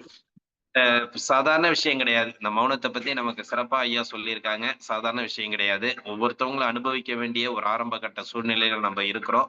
கண்டிப்பாக இனிவரும் காலங்களில் அவரவர்கள் எந்த அளவுக்கு தங்களால் முடியுமோ, அந்த ஒரு நாளாவது மௌனத்தில் இருந்து, மௌன விரதம்னு சொல்லுவாங்க. மௌனத்தில் இருந்து எல்லாருமே கடைபிடித்து, இந்த ஆரோக்கிய வாழ்வுக்கு நாமும் ஒரு அடிப்படை செய்தியாக அனைவருக்கும் கொண்டு போய் சேர்க்க வேண்டும் என்று கேட்டுக்கொண்டு, இன்றைய நிகழ்வில் நமக்கு அற்புதமா ஐயா அதாவது உணர்ந்து, தன்னை உணர்ந்து, தான் உணர்ந்து ஒரு செய்திய எந்த அளவுக்கு நமக்கு அழுத்தமா சொல்லியிருக்காங்கிறத வந்து நம்ம வந்து கைப்பற்றிக்கிறது. அதாவது கேட்ச் பண்ணிக்கிறது நமக்கு முக்கியமான விஷயம். எனவே அனைவரும் வந்து இந்த நிகழ்வு வந்து சாதாரணமா எடுத்துக்க வேண்டாம். ஐயா சொன்ன கருத்துக்கள ஒண்ணொண்ணுத்தையும் ஒரு ஒவ்வொரு சொல்லும் நமக்கு ஒரு சாதாரண செய்தி கிடையாது. அந்த அளவுக்கு ஒரு முக்கியத்துவம் வாய்ந்த ஒரு செய்திகள். எல்லாருமே இத வந்து பின்பற்றி பயன்பெற வேண்டும் என்று கேட்டுக்கொள்கிறோம். இன்றைய நிகழ்வு நமக்கு சிறப்பா இருந்துச்சு, அற்புதமா இருந்துச்சு அப்படின்னு தான் எல்லாருக்கும் தோணும். இதனுடைய கருத்துக்கள் நம்ம தலைவர் அதாவது கும்பகோணம் தலைவர் இருக்கிறாங்க. இசையாஸ் அவர்கள் ஏன்னா கிட்டத்தட்ட ஒரு 9 நாட்கள் அவர் வந்து 7 நாளோட நான் முடிச்சுக்கிறேன் சார்ன்னு சொன்னாங்க.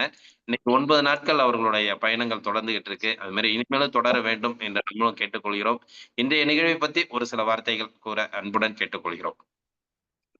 மீண்டும் வாய்ப்பு கொடுத்த இந்த நிகழ்வின் சேர்மன் குணபாலனார் சார் அவர்களுக்கு நன்றியை தெரிவித்துக் கொண்டு 23/1/2025 மனம் செம்மையானால் என்று இறை சாதனை மார்க்கத்தின் நிறுவனர் ஐயா இறைமதன் அவர்கள் தொடங்கி வைத்தார்கள். இன்று ஞானத்தின் திருவுகோல் மனம் என்று முடித்து வைத்துள்ளார்கள். எங்களுடைய ஆரம்பம் முடிவு ரெண்டுமே நம்மளுடைய இறைமதன் ஐயா கையால தொடங்கி இன்னைக்கு முடிச்சு வச்சிருக்காங்க.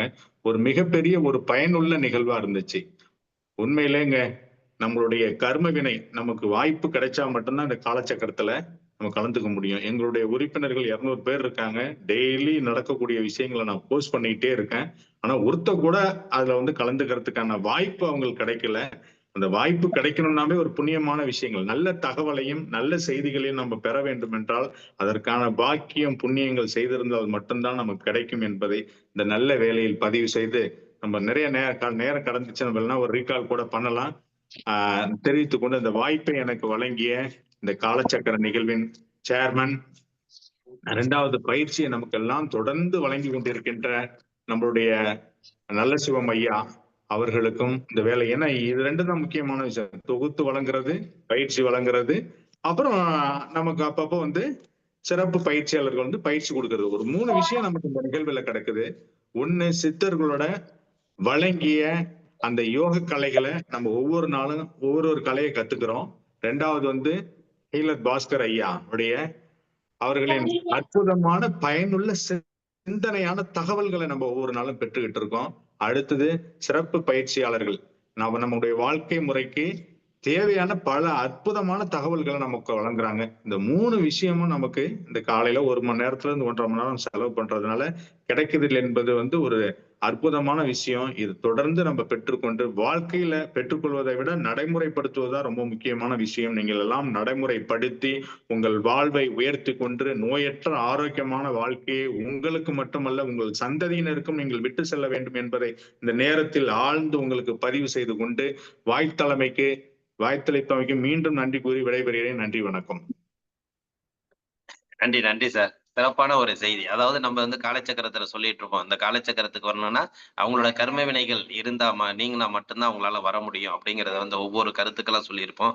இன்னைக்கு நம்ம தலைவர் எந்த அளவுக்கு இந்த நிகழ்ச்சியை உள்வாங்கியிருக்காங்களோ தெரியல. ஆனா நம்ம ஒரு வார்த்தை கூட சொல்லல.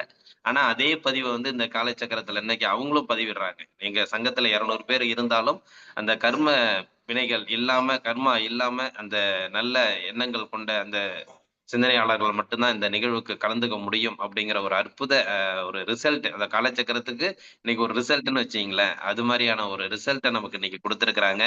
உண்மையிலுமே இது பாராட்டப்பட வேண்டியது. எந்த அளவுக்கு ஒரு தன்னிலையான ஒரு வார காலத்துல ஒரு 9 நாட்கள் இந்த நிகழ்வுல கலந்துகிட்டு இன்னைக்கு அவங்களுடைய மனநிலையை எந்த அளவுக்கு இந்த காலச்சக்கரம் தெளிவுபடுத்தி இருக்குங்கிறத ஏன்னா இப்ப மத்தவங்க எல்லாம் இதுல கலந்துகிட்டு வந்துட்டு போயிட்டு இருக்கிறாங்க, ஒரு நிலையில இருக்கிறாங்க. இன்னைக்கு எதையுமே இல்லாம ஒரு நிகழ்ச்சியில கலந்துகிட்டு நமக்கு பங்களிப்பு கொடுத்து இன்னைக்கு இந்த நிகழ்ச்சியோட சாராம்சம் என்ன என்பதை தெள்ளத் தெளிவா நமக்கு அதுக்கு ஒரு ரிசல்ட்டை இன்னைக்கு அந்த நிகழ்ச்சியில இறுதி நாள் அன்னைக்கு கொடுத்திருக்கிறாங்க.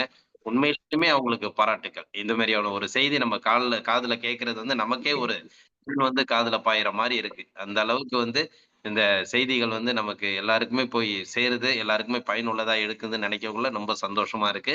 உங்களுடைய இந்த அனுபவ உரைகளும் அன்பான வாழ்த்துரையும் சிறப்பா இருந்தது இசையா சார். உங்களுக்கும் உங்கள் சங்கத்திற்கும் எங்களது நன்றிகளையும் வாழ்த்துக்களையும் தெரிவித்துக் கொள்கிறோம். நன்றி, நன்றி சார். நான் தொடர்ந்து வருவேன். இனிமே பங்கேற்பாளரா வருவேன்.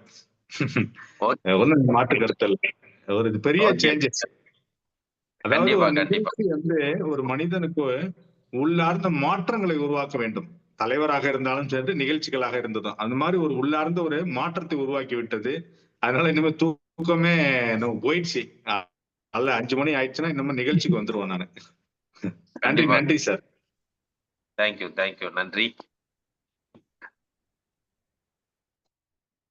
ஓகே, அனைவருக்கும் நன்றி. அன்மியூட் பண்ணிட்டேன். தேங்க்யூ. இன்றைய நிகழ்வை நமக்கு இணைந்து வழங்கி சிறப்பித்து ஐயா ஆளுநர் வணக்கம். ஐயா வணக்கம். ஐயா மயில்வாணன் பேசுறேன். வணக்கம், வணக்கம். ஐயா வணக்கம். ஒரு கல்யாணத்துக்கு கிளம்புனேன். கல்யாணம் 4:30, 6 அது இருந்தாலும் முடிஞ்சு பொண்ணு அப்படி கூட்டம் எல்லாம் போயிருக்கோம். இருந்தாலும் எனக்கு இந்த காலச்சக்கரத்தை விட்டு வெளியில